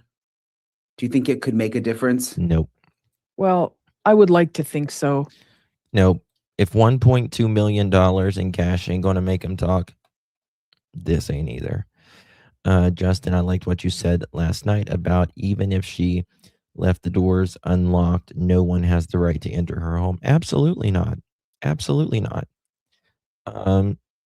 You know, there's just boundaries in life, right? It doesn't matter if there's doors are locked flung open, wide open, it doesn't matter. Just like when someone says a woman is wearing something skimpy, uh, there's that excuse like, well, why do you think they get art or something? Look at the way she's dressed. Makes nothing to do with it. Nothing to do with it. There's just boundaries in life and some things, and it doesn't matter. And I'm sure there are people out there that know something, but if you're closely associated with these sons of bitches, you have to be pretty cold-hearted yourself, in my opinion. I mean, I don't know. I shouldn't be so jaded, but what in the actual, why have I you like not her. come forward already? You've got money on the table. So even if you don't have a conscience, you can get $1.2 million. Just make a call. You're never going to have a life-changing opportunity like this again as long as you live. Just do what is right. Exactly. Just looking at that poor woman, how can you not want to help her? Yeah. Unless you don't have a heart and you don't have a soul. The other videos we saw of her were they felt a little more scripted. Obviously, it was early on in the investigation, and when I was in Arizona, we knew that the FBI was going in to help her actually shoot them. And this is a longer form interview that's coming out over several days. Do you think she's able to just talk about what she wants to now, or do you think the FBI is still involved in helping her craft her answers in an interview like this? I think a lot of what she's said so far, and which we'll see that she says tomorrow or whenever they let this out. But I think a lot of it is from her heart. But I think there will be things in there that the FBI has strongly suggested that she mention, because it's every time she goes on, you have to know that the offender or offenders are watching. Yep. Unless they're south of the border, because as remember when you went down there and no one even heard of her? It was crazy. Yeah. I'm still very curious if Mexico will end up having something to do with this. And I mean, obviously not like the government. I just mean like someone going back to Mexico. And I found it just strange how quickly authorities said we have no reason to believe anyone went to Mexico or that Mexico was involved. Like, how I still don't understand why they said that. How do they know that if they don't know anything? Well, they probably felt that the people were too comfortable on the front porch, that they knew too much. They had to be nearby. Why did he say? Circuitous Why did they say we've known kind of since day one where this is pointing? route that is that neighborhood is hard to figure out. That's the GPS and the signal strength is just non-existent. So, I mean, I guess there were all kinds of things they were putting together, and they probably had a good couple of leads at that point. But now those leads have all dried up. So now it looks like anything's in play. But if you look at her statement from the other day or whenever that was, she said that the people of Tucson are going to be the ones that are going to provide the information that's going to solve this investigation. Yeah, and in that statement, she also... I mean, this is the thing. Tucson isn't that big, right? Tucson's not that big. Somebody's got to know. I mean, this is not only a national story. This is an international story, worldwide. Yeah, people don't know her in Mexico. I mean, not everyone does, but damn, everyone in Tucson knows who Nancy Guthrie is, I would hope. How could you be in Tucson or around Tucson, or at least Arizona, and pretty much not know who Nancy Guthrie is at this point? I mean, if you are on the internet or on social media or watch the news in the last 2 months, hell, you've got to have seen Nancy or this photo or video, don't you think? Yes, someone knows that perp walk. Someone knows this face. Someone knows this build of this person. Kiki, thank you so much, my dear. Love you. Love you too, Miss Kiki. Thank you so much, my friend. Really appreciate you. Yeah, someone has to know. Someone around their contractor should know. Yeah. Well, if they were hired, which I do believe they was, they're not going to call and say, guess what? I hired him. And they're not going to call when you say, guess what? I did it. Yeah, but I mean, you're right. But I believe it's someone doubting themselves. God, that really looks like, you know, Sherman. We'll say the name Sherman. I don't know. Boy, that looks like Sherman. Doesn't it? Look at that. Look at the way he walks. Look at that goatee. Look at those lips. He's always had that scar there, right? But they're doubting themselves. Someone's worked with this guy. Uh, someone's dated this guy.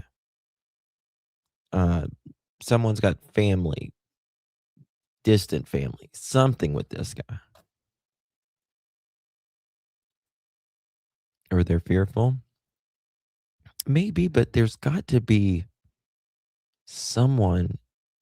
He walks like a Sherman. I don't know why I said Sherman. I was thinking of the Nutty Professor. Sherman.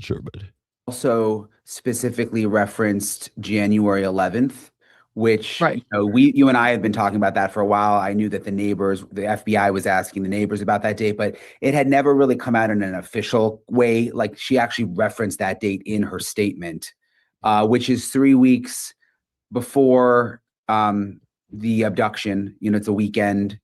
How significant do you think it is that she's now referencing that date in officially in a Guthrie statement?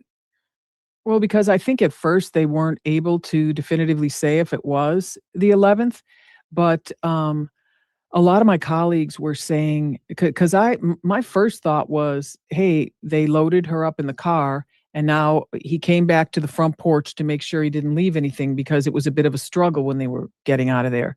Like did a phone fall out of his pocket, or it wouldn't be the first time that a phone has been Yeah, left at the scene accidentally, or maybe a glove or anything along those lines.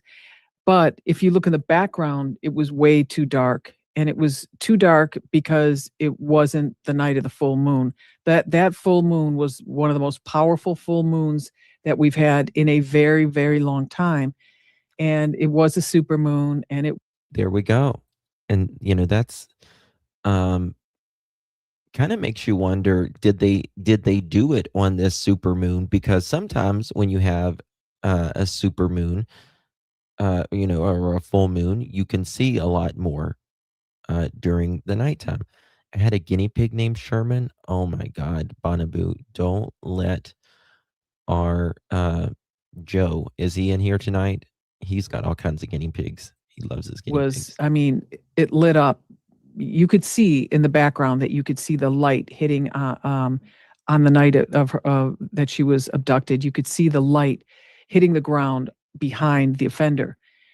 There was the chance in my mind that the pixelation could have had something to do with that, or the camera, whatever, because you couldn't see the eye holes in the mask, or there's a lot of issues with that photo to begin with. But with it being dark in the background, it was considered by a couple of my colleagues that I really trust that it had to be a different night. And I was like, well, if it's a different night, man, that does kind of pull the family out of focus a little bit for me, because the family isn't going to have to, they're not going to have to do recon missions and all this. And that's a really good point, right? Like, the family, they're not going to have to continually go back to this house. They know about this house, right? But it does, like Maureen said, it does kind of make you pull back on the family a little bit. However, it still doesn't mean that someone wasn't hired. Other kind of stuff on our house. They know the house, unless So that was, but this was before the family was even cleared, as you well know. So I was thinking that just yanked him out of focus a little bit for me, or pulled him out of the frame a little bit. Yeah, and I've heard that even without a timestamp, there's ways based on the moon and the lighting that the FBI can determine like a date even or a time frame, which is If interesting. it's really clear. Yeah. But in a pixelated photo like that, nothing's really You clear. You can't even tell, in a pixelated photo like the that. backpack looked light gray and it was actually black, I guess, or whatever, who knows? Well, it's just more than 50 days, man. I never thought we'd be this far out. But then I keep going back to the Corey Richins case. Everybody thought, she got away with murder, and it wasn't until a year later that they were able to really put a case together, because you only have one chance to charge someone with murder. A year? That's it. So you got to make it stick. We're going to and do you got to make it right. Hold on. Yeah, so whoever they have, if they have do a anybody. Just back to the February 11th, I think there was some confusion too, because we had sources telling us that this other picture was from a previous date, but the sheriff was pushing back. I don't know if you remember, the sheriff was then saying, that's not true. We have no way of knowing for sure. And then I would go back and check with our source, and they're like, no, it's definitely from a previous date. And I'm like, why is the sheriff so, pushing back so hard on this? And now he's done another interview just within the last week where he has said, oh, actually, we do think it's from a previous date. Google told us that it was from the 11th, but then they came back and said, well, we can't be sure, but we still do think it's from a previous date. We think it's an important date. I'm just wondering, did his messaging, is that damaging in terms of trying to get this information out to the public and trying to get them to take a date seriously? Because here you have the Guthrie family now acknowledging it, but the sheriff for so long was saying no, everybody's wrong. We don't know why people. Do you think this case will be solved? Put a 1 in chat if you think in the next month or so, a 2 in the chat in the next 6 months to a year, or 3, never. People are saying that. And it'll add it to the poll. You're assuming people are listening to him. And at this point, I don't think that's the case, unfortunately. And I really hate to say that, because normally this is what we point to. We point to the press conferences. Whatever comes out of a press conference is golden. And it usually proves to be that way in court, when we watch trials afterwards. So I don't know. I honestly, if he said that, I didn't even hear him say that, because I don't pay attention anymore. And that's not good. Well, I've seen that in some of the comments too. People are starting to just not really take what he says. You can't take seriously, what he says. which I mean, technically is still in charge of the investigation. You cannot take, in my opinion, what Nano says as anything, in my opinion, because he's been so fucking wishy-washy on everything, on absolutely everything. You know what I mean? Hey, Nerdy, good to see you, babe. Yeah. So it's not a good thing. Have you been following? I mean, there's a recall that's now starting to take shape where they want to get a special election to try and throw him out, essentially. And he was previously working in El Paso decades ago, and he left and then came on at the Pima County Sheriff's Office. This is the sheriff. But it turns out, I never talked about this, but a local reporter went back and got the records, and he had, kind of a shady history in El Paso Police. He was suspended 8 times, use of force issues, a variety of issues, and never told anybody about that in Pima County, allegedly. And even in a deposition. By the way, for those of you that's following the case of Rex Humerman, he is expected to plead guilty in the next court hearing. And also Christopher Soto was found guilty on all 3 counts of capital unaliving on Savannah, Soto, and Matthew, and baby Fabian, by the way. And when he was asked, have you ever been suspended before, he said no.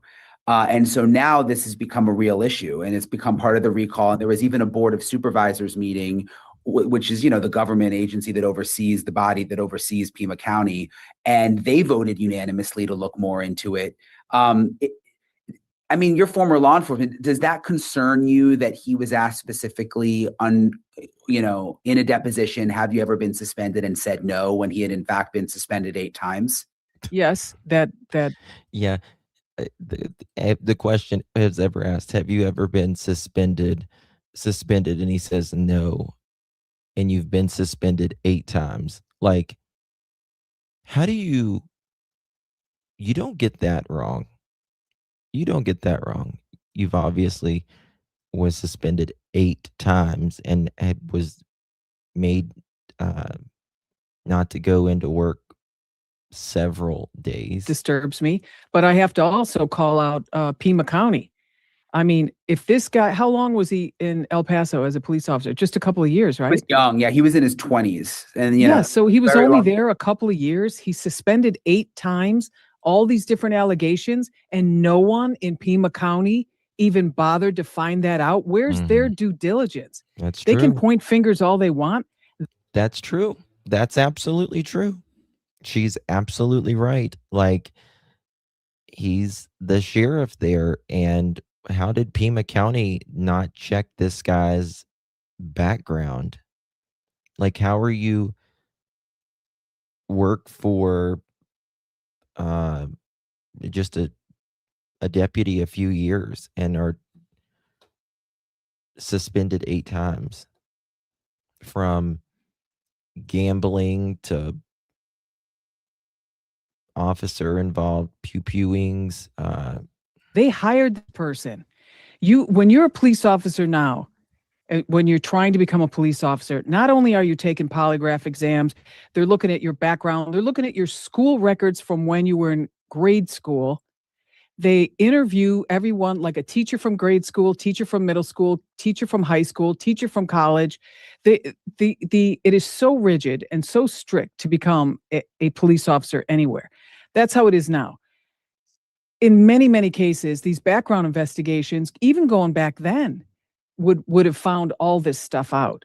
Pima County's got some culpability here too. Yeah. They can't point everything at him. The fact that he lied under oath, absolutely, that's what's going to get him fired right now. That's going to get him fired. He's gone, in my opinion. He's going to be. Yeah. His legacy is down the drain. It's down the drain. Like, why lie on that under oath? Gone. But there's no way that this was a secret, that this guy had all these issues, all these problems in his jacket, as we call it, his file or whatever. This guy was well known to have all kinds of issues. Anyone that's suspended that much is just a problem child, which is why he had to leave. How did they not see any of that? It's dereliction on their part also. And the union did another vote of no confidence, which they've done before, but this one was recent, like since the Nancy Guthrie investigation. There's Right. 100 deputies in the union, and it was unanimous. So It was unanimous with the deputies in the union. Okay. Correct. Yeah, which is Not the ones 98%. that aren't union. Okay. That's correct. But the majority, it's my understanding, the majority of the deputies are in the union. I mean, Okay. does that say should we be disturbed by that? Yeah, I mean that's another huge problem, a huge hurdle for him. It's going to be really hard. It's hard for a person to lead in a situation like that. And in a situation like that, I would expect the deputies, like I said before, they're working arm in arm, hand in hand with the FBI, and they may be not telling the sheriff everything because of situations like this. If he's a micromanager, which That's a good point. That's a very good point, Maureen. Let's think about this. Maybe the FBI and the others, even the local sheriff's office there, maybe they're not even telling Nanos what's what now. Maybe they are just absolutely avoiding him, or making him feel like he's part of this investigation when he's really not? That's a very interesting point. I know a lot of people, I've been reading comments. I want to know where he's gotten all of that money. Yeah, well, when the FBI was looking at him a few years ago, they said they didn't find anything uh, the way the money was spent, from what I understand. But I don't know. This could open up a lot more investigations that we just have no idea about right now. It's not just small things being late or foul attitude, it's major things. There was a lot of major things. I mean, well, this is the thing. It's not just from years ago.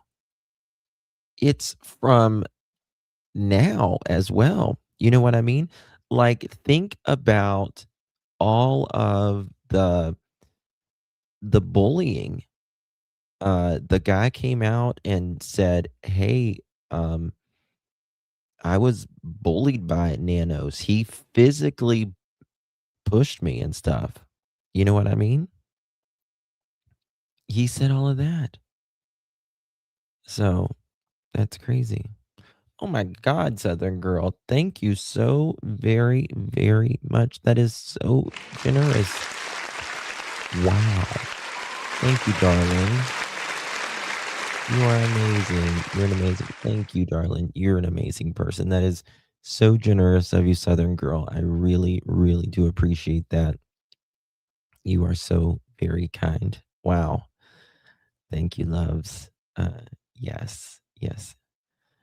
Very kind of you, my dear. Good to see you. Hopefully you and yours are well, my friend. Love you to pieces. Very kind, yeah. I don't know what to say when people do that. Thank you so much, love.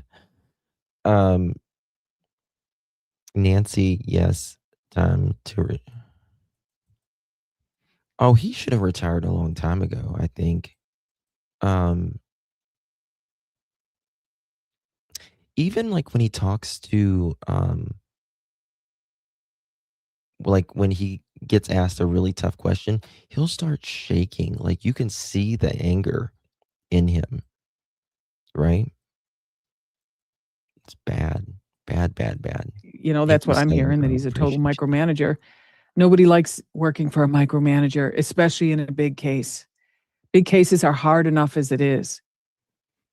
The She's last so thing you right. need is some micromanager breathing down your neck. Yeah, But place I don't think he's going to survive this. This is what in the business, this is what we call unsurvivable. He is elected, though. I mean, they can't just fire him. I mean, there has to be a huge process here. You know what I mean? It's not like with a police chief where it's like the city Oh, council but lying under oath, that comes back to get you, huh? yeah, that's going to be real Lying hard. under oath. I was just thinking, I've had jobs before where they'll send out these anonymous surveys and you can kind of like talk about how happy you are and what you think about your boss. And I'm always like nervous to really, like, I never trust those things. I'm always like, I don't either. they're going to know who said what, but I'm just thinking about these deputies. I mean, for all of them to vote no confidence. Brian's so funny there. Oh my God. Brian, he turns red so easy. He's like, no, they're gonna find out. I am sketch with those things. I don't think And then you have to work there and this is your boss and you probably have to talk to the man. It must be kind of awkward. Yeah, it is awkward. We used to have in the Bureau, they would say that these are anonymous surveys. But how long have you been in the Bureau? What division do you work in? All this other stuff. We're like, if you say you're in 22 years and you're in the Hey, Los Mommy Angeles Bear. division, there aren't that many of us that have been in the that have 22 years in law. It's easy to figure out is what I'm saying. So we were always very cautious too. But then the inspectors would come face to face. And these inspectors one time, it was one of the few bosses I couldn't take this person. But they said, you have to be able to say something. I said, I'm not saying anything. I'm just not going to, Maureen, I cannot fill this out without, you have to tell me something. And I was like, okay, he's clean shaven. I mean, that's all I can think to say. And he's like, Oh my you're not making God. it easy on me. But so they try to get that from us. It just, when early on in my career, We all have that person that, you just really don't like. And it's like, what good can you say about them? You know what I mean? And you're like, well, clean shaven. career, it didn't seem to make much difference. But I have to say that as time went on, they apparently did start listening to people, and it did make a difference. So that's always good. And I really started seeing these things shape opinions later on in my career, which I think is good. And it looks like that may be what's happening here.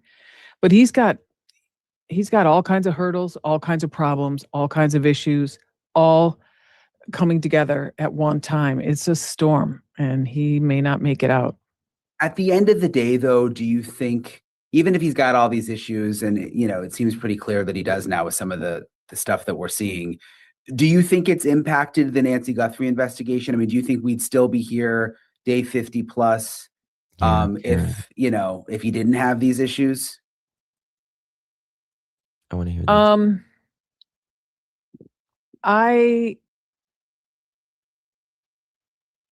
I think the initial issue with the crime scene is going to go down as a problem. And I'm not.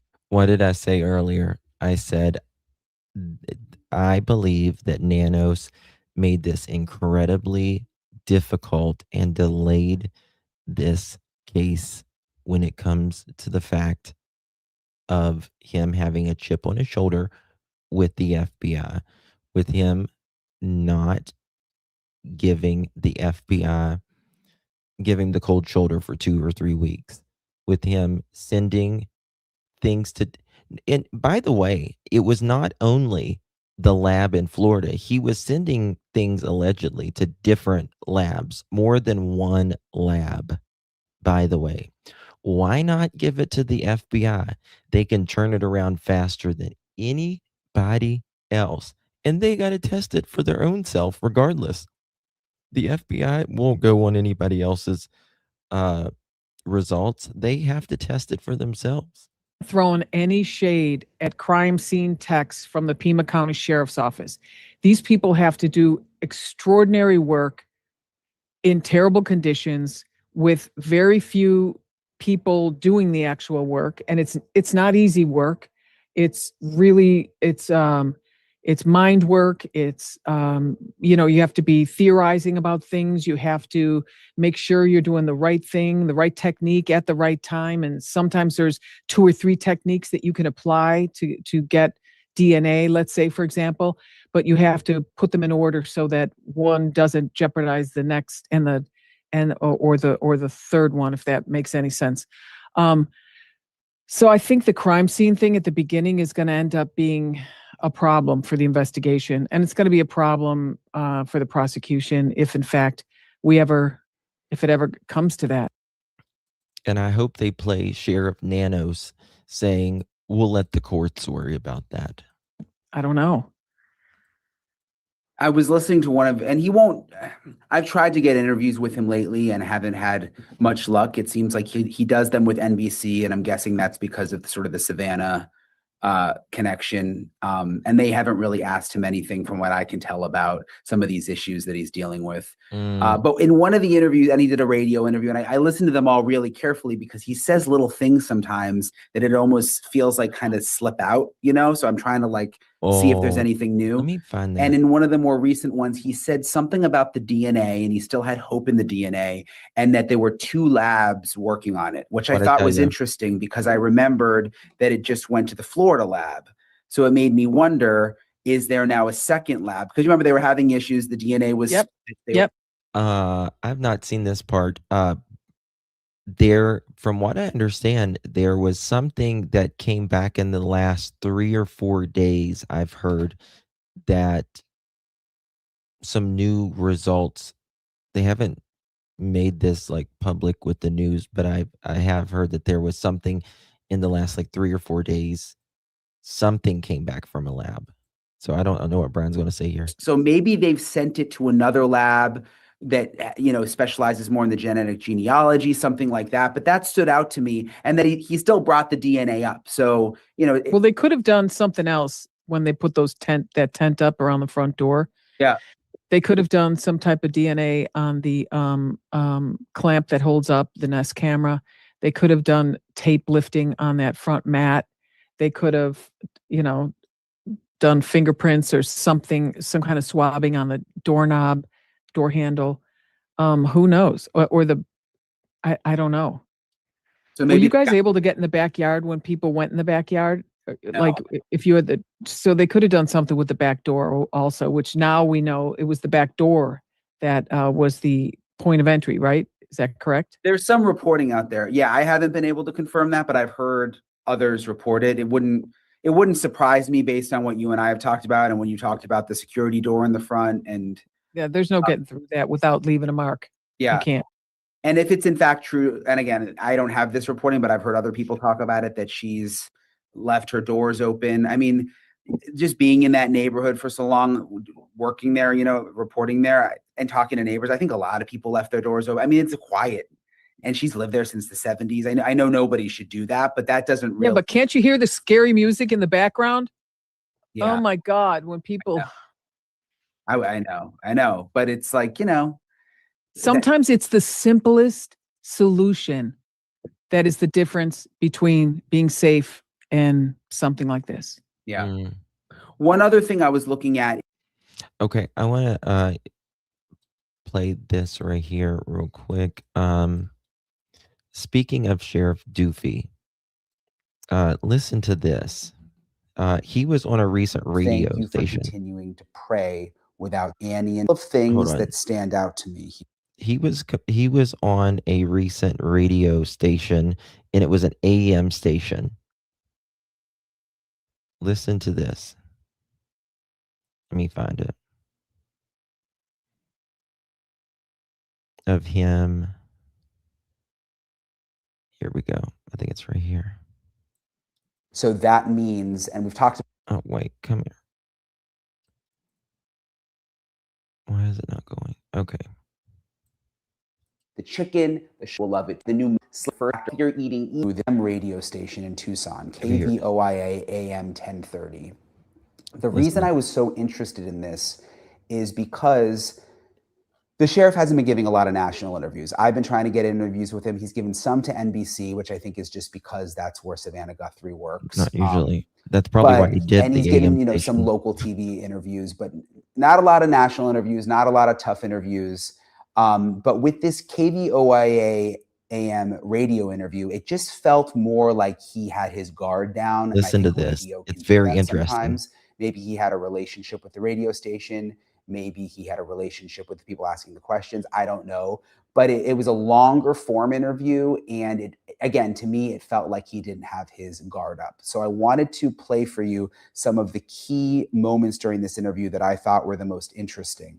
And the first part. And I tried to find this interview on the AM station. Like it was saved. I don't know how he got this. I tried where to find the it hosts everywhere. are sort of, seems like joking a little bit about the national media. You know, there was the New York Post got shots of Sheriff Nanos with in his convertible with the top down, and did a story about him driving around in his convertible and going to the gym, trying to make the point that, you know, maybe he's not working hard enough on the investigation. Look, I mean, I'm sure at this point he has a right to still go to the gym. He has a Corvette.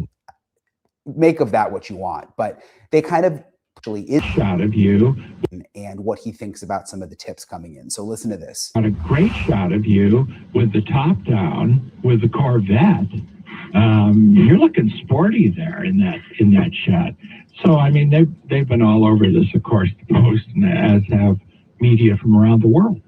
Absolutely. You know, I've gotten tips as far away as Prague, really, Australia, and just people calling in with their theories or ideas and thoughts, and so then they continue to call, and that's a good thing.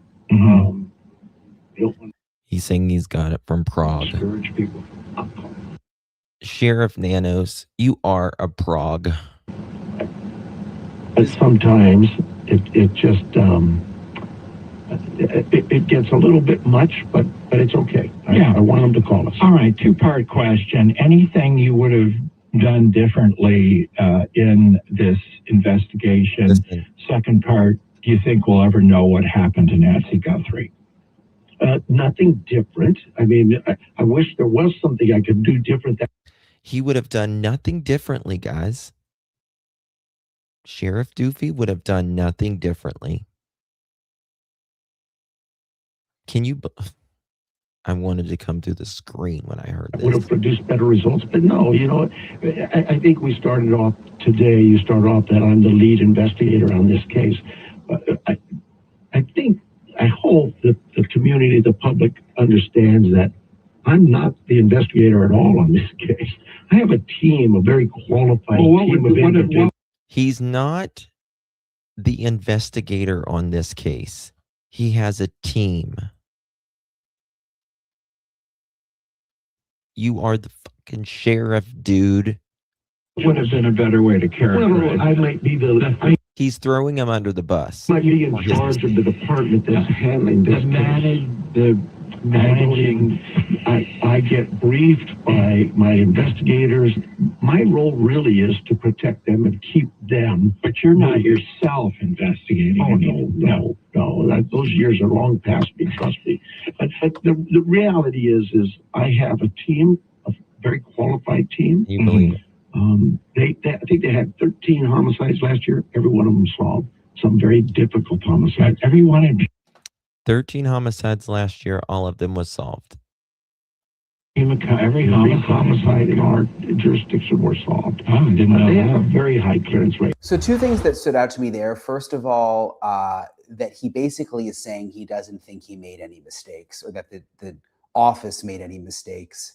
And that he stands by the way that they've conducted the investigation so far.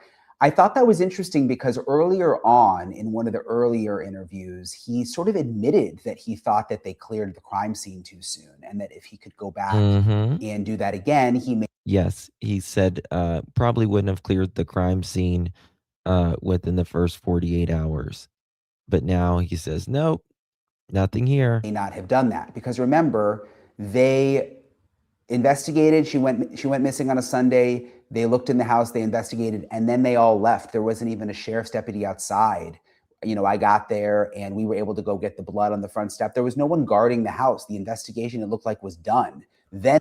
Yes. And then you remember when they sent FBI back and we were all like, holy shit, something's breaking here. The FBI is coming back. Like, what's going on here?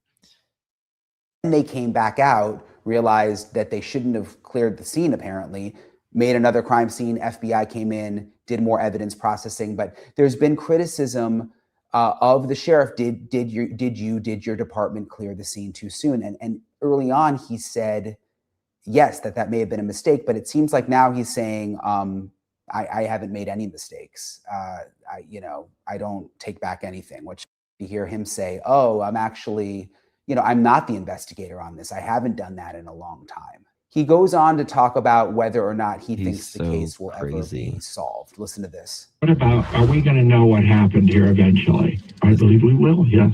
I have full faith in my team's ability. We're working with the FBI. We're working with...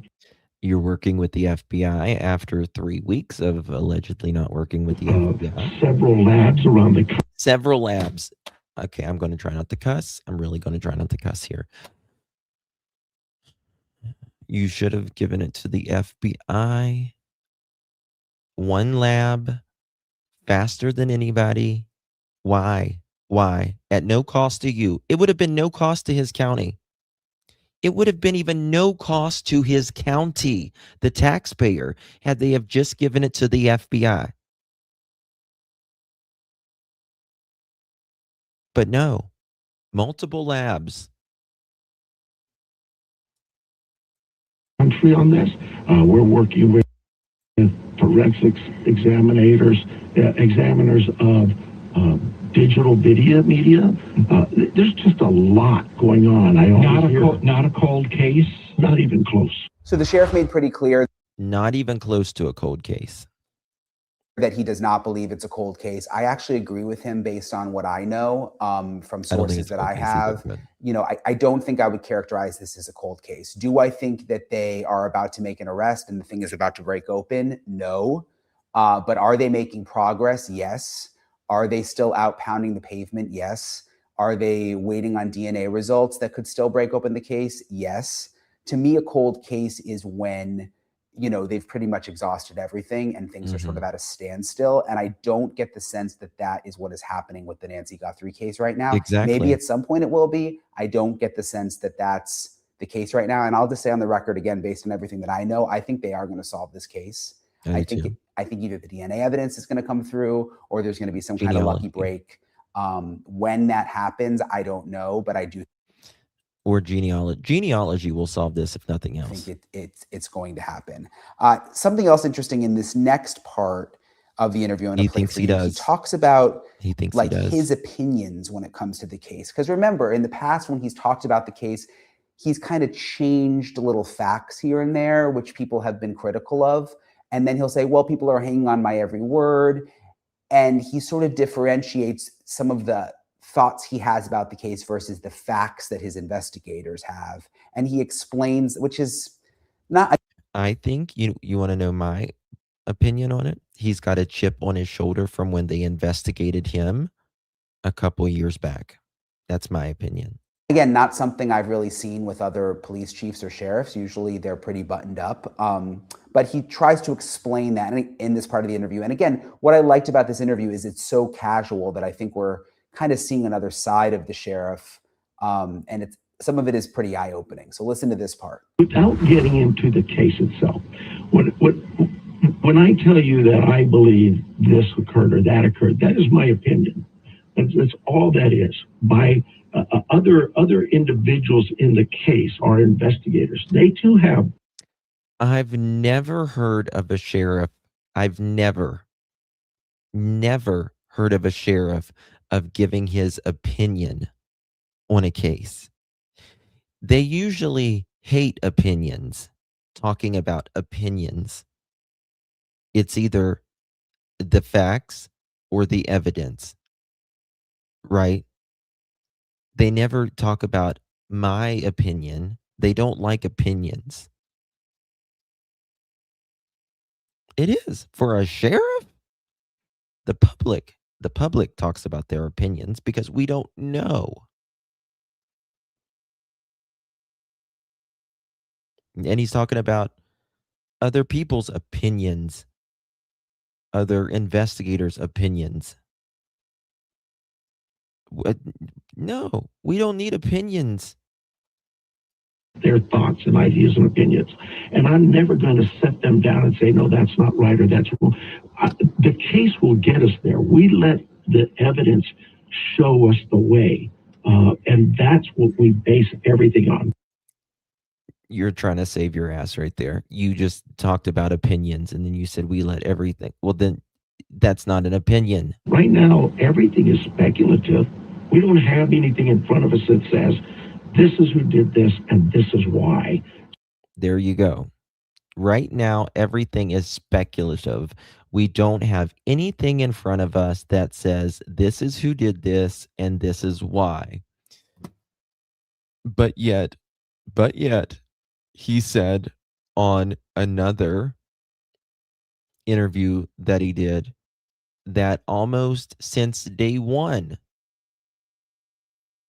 we've kind of known why someone did this.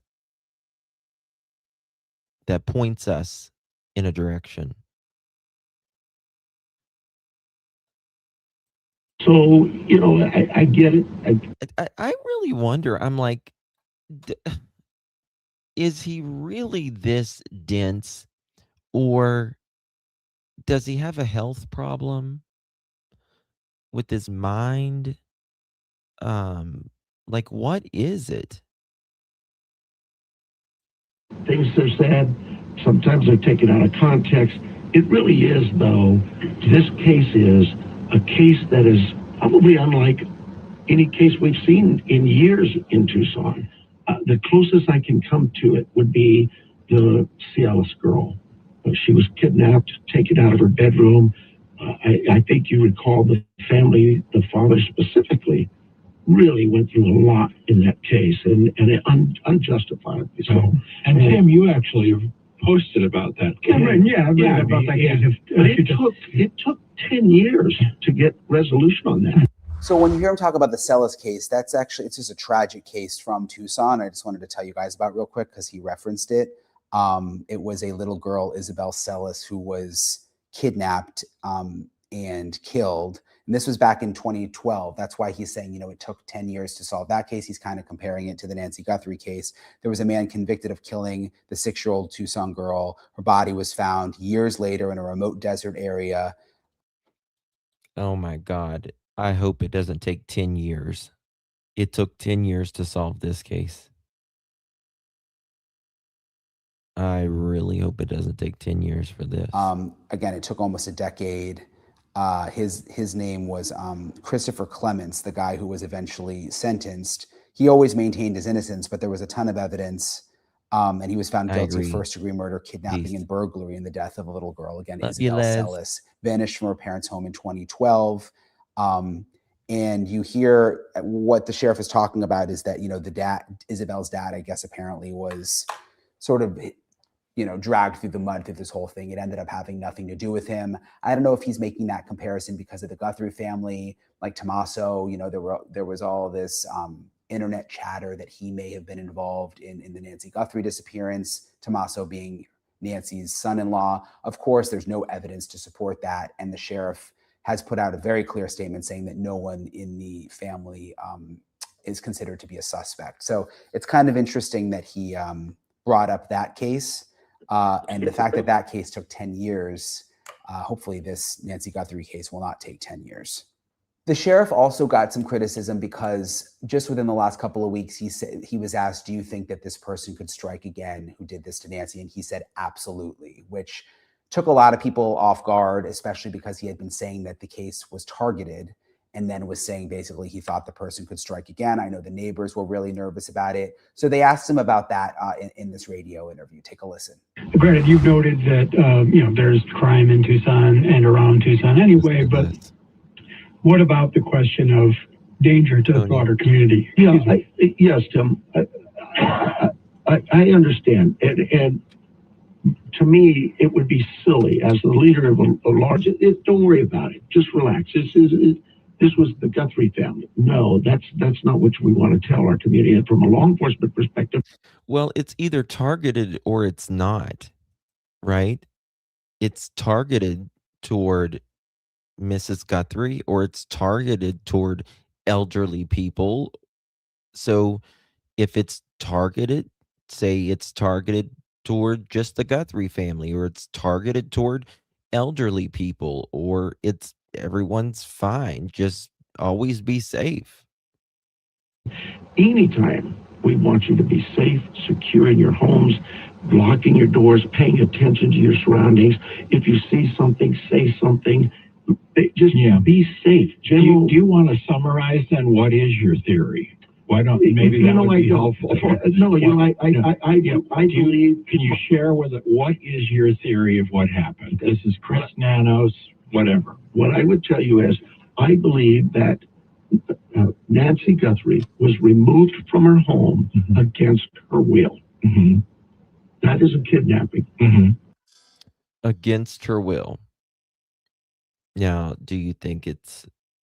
Do you think she was alive, like against her will? Dementia, compromised, communication scrambled, disjointed. Beyond that, everything else is just. We'll see. We'll let the evidence take us there.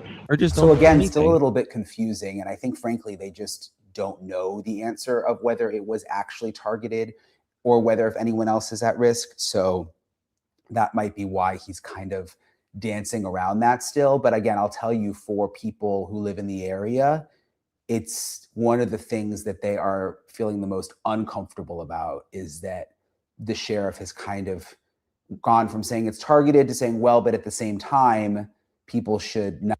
I mean, can you imagine someone in your neighborhood that you wave at all the time, or that you walk past their, this sidewalk and you say hello to them, or you're friends with them and they go missing, they're taken out of their house against their will, either dead or alive, but regardless, violently, and they haven't been seen in nearly 2 months,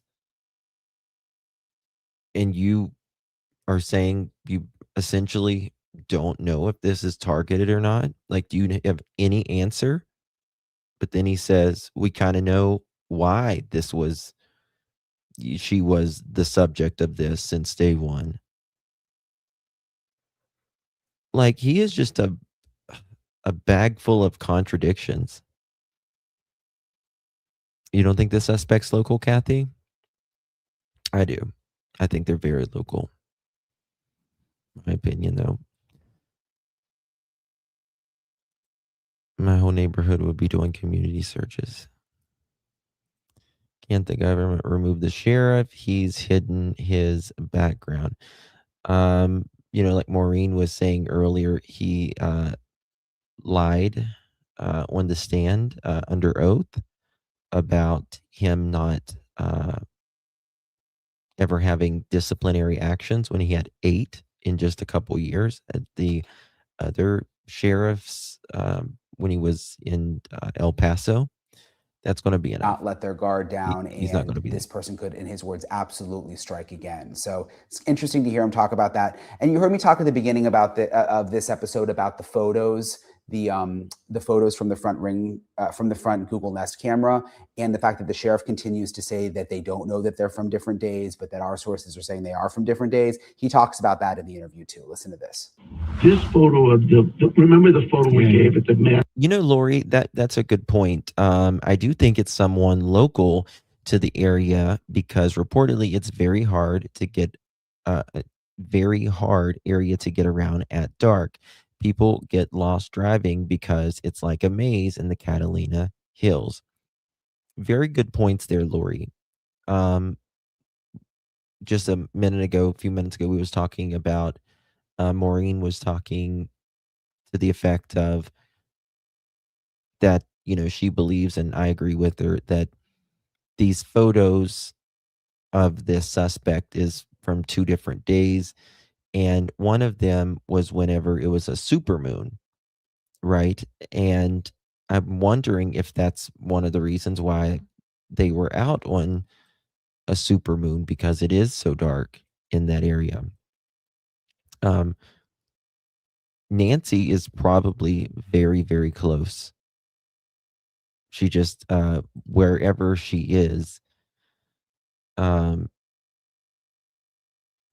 she's either, I mean, you don't know. I mean, sometimes they just dump them, and sometimes they are concealed.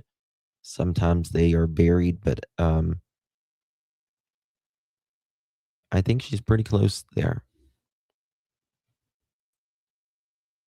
It could be someone close that has since moved away. Whoever this is, I think that they're going to be acting different right after this happened. The front door with the backpack on. There's another photo of him without a backpack on. It was released the same day we released it all. And people speculated that they're 2 different times and 2 different days. And it went crazy. And what I told them was simply this: we have nothing in front of us. There's no time or date stamp on the photos that says those photos were taken at 2 different times. So he's talking about the 2 different, the guy with, he's got the backpack on, and then there's the one without his backpack on. And he won't just come out and say, like, these are 2 different days. He'll just be like, we don't have any timestamps. Look at the dude. It's 2 different times. You can tell the lighting is completely different. Yeah, he doesn't have his backpack on. He doesn't have his pew or anything like that. If you don't know, like, Nancy was taken. Okay, we got that video right. If you don't know Nancy was taken out before or after this video, if you don't even know that, you are screwed, dude. So it would be irresponsible for me to say, yes, we think they're two different photos, 2 different days, 2 different. No, what we said was, here's the photos we have from the front door of that residence at that, what we believe is that time, because we know the camera is removed. So we're sharing with the public everything we can to say, identify this person. So it is a little confusing again because we're getting conflicting information from the sheriff's office and then from our sources. About Hold on. What did he say right there about the cameras being moved? Is he acknowledging that at least? Said was, here's the photos we have from the front door of that residence at that, what we believe is that time, because we know the camera is removed. So we're sharing with the public everything we can to say, identify this person. So it is a little confusing again because Well, we're getting conflicting information from the sheriff's office. I'm glad he's acknowledging the cameras were moved. I'm glad he's at least acknowledging that. And then from our sources about those photos. Is it possible the sheriff just doesn't know everything the FBI knows? I guess that's a possibility, but that it's still strange that all this time later, there's kind of conflicting information coming out on the photos. It's interesting in the radio interview. Then the host actually asked him about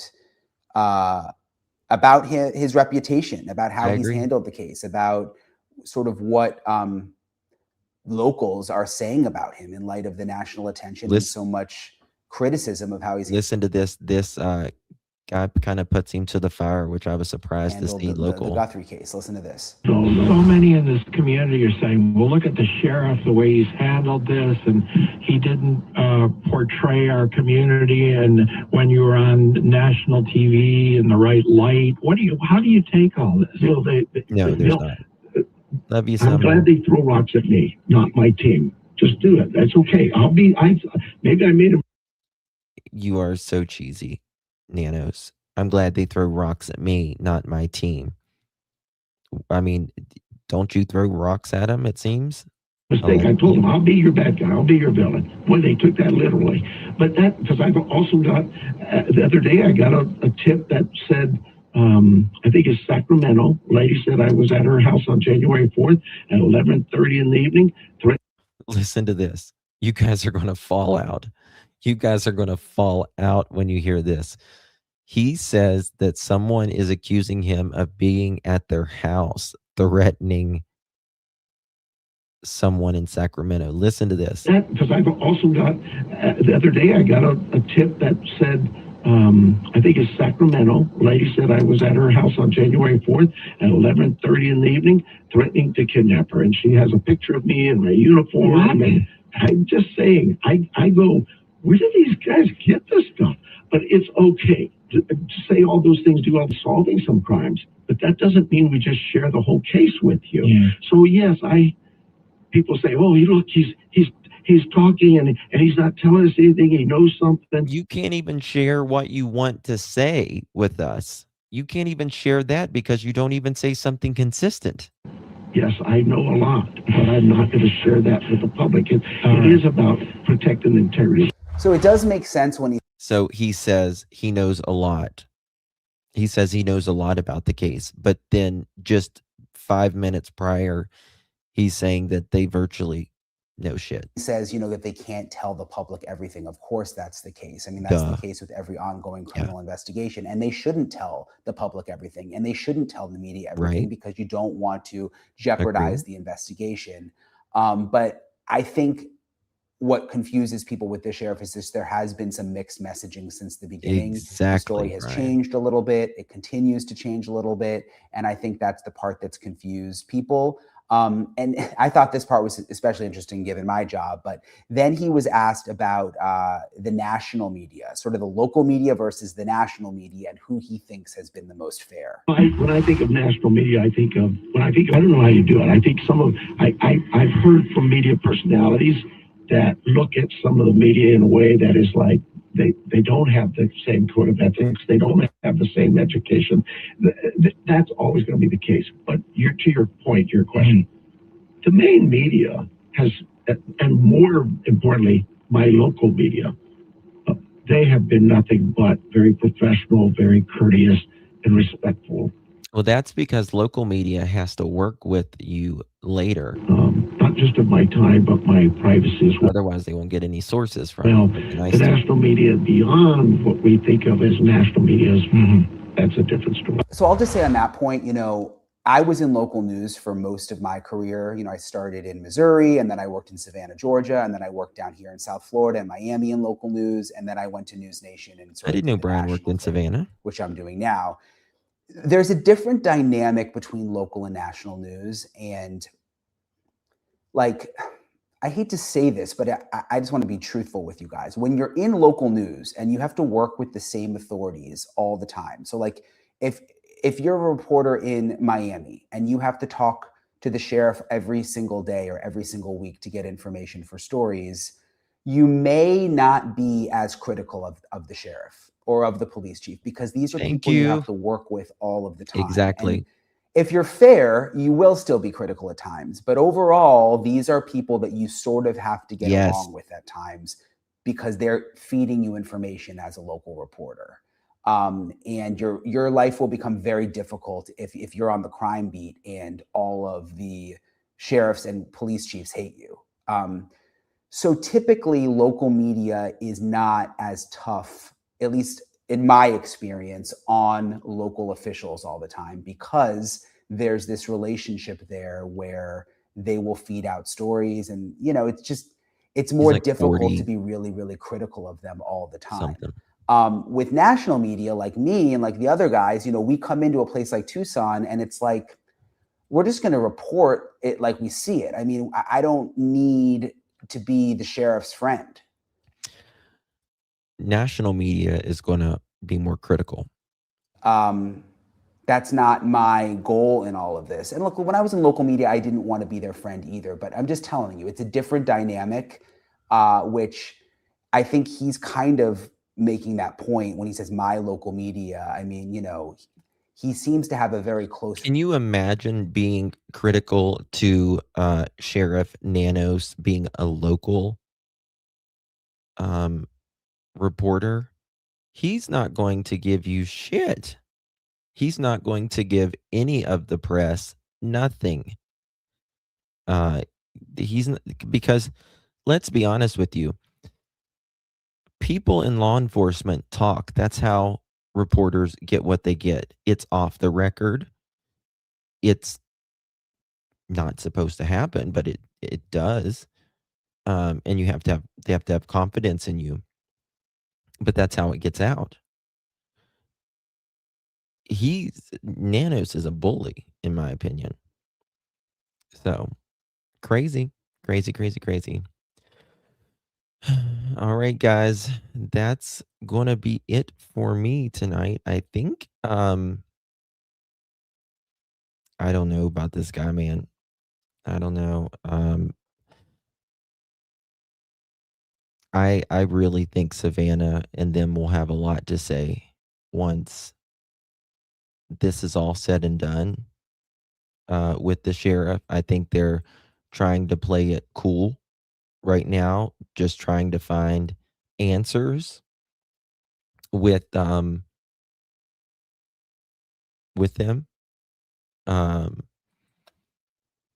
We'll see. Oh, you're late, Mary. It's okay, darling. It's okay. Yeah. All right, guys, get some rest. I will see you guys, Lord willing, tomorrow. If anything breaks in the meantime, I'll be here. You guys are all amazing rock stars, and I appreciate you very, very much. Take good care of yourself. You only get so many trips around the sun. Good night, everyone.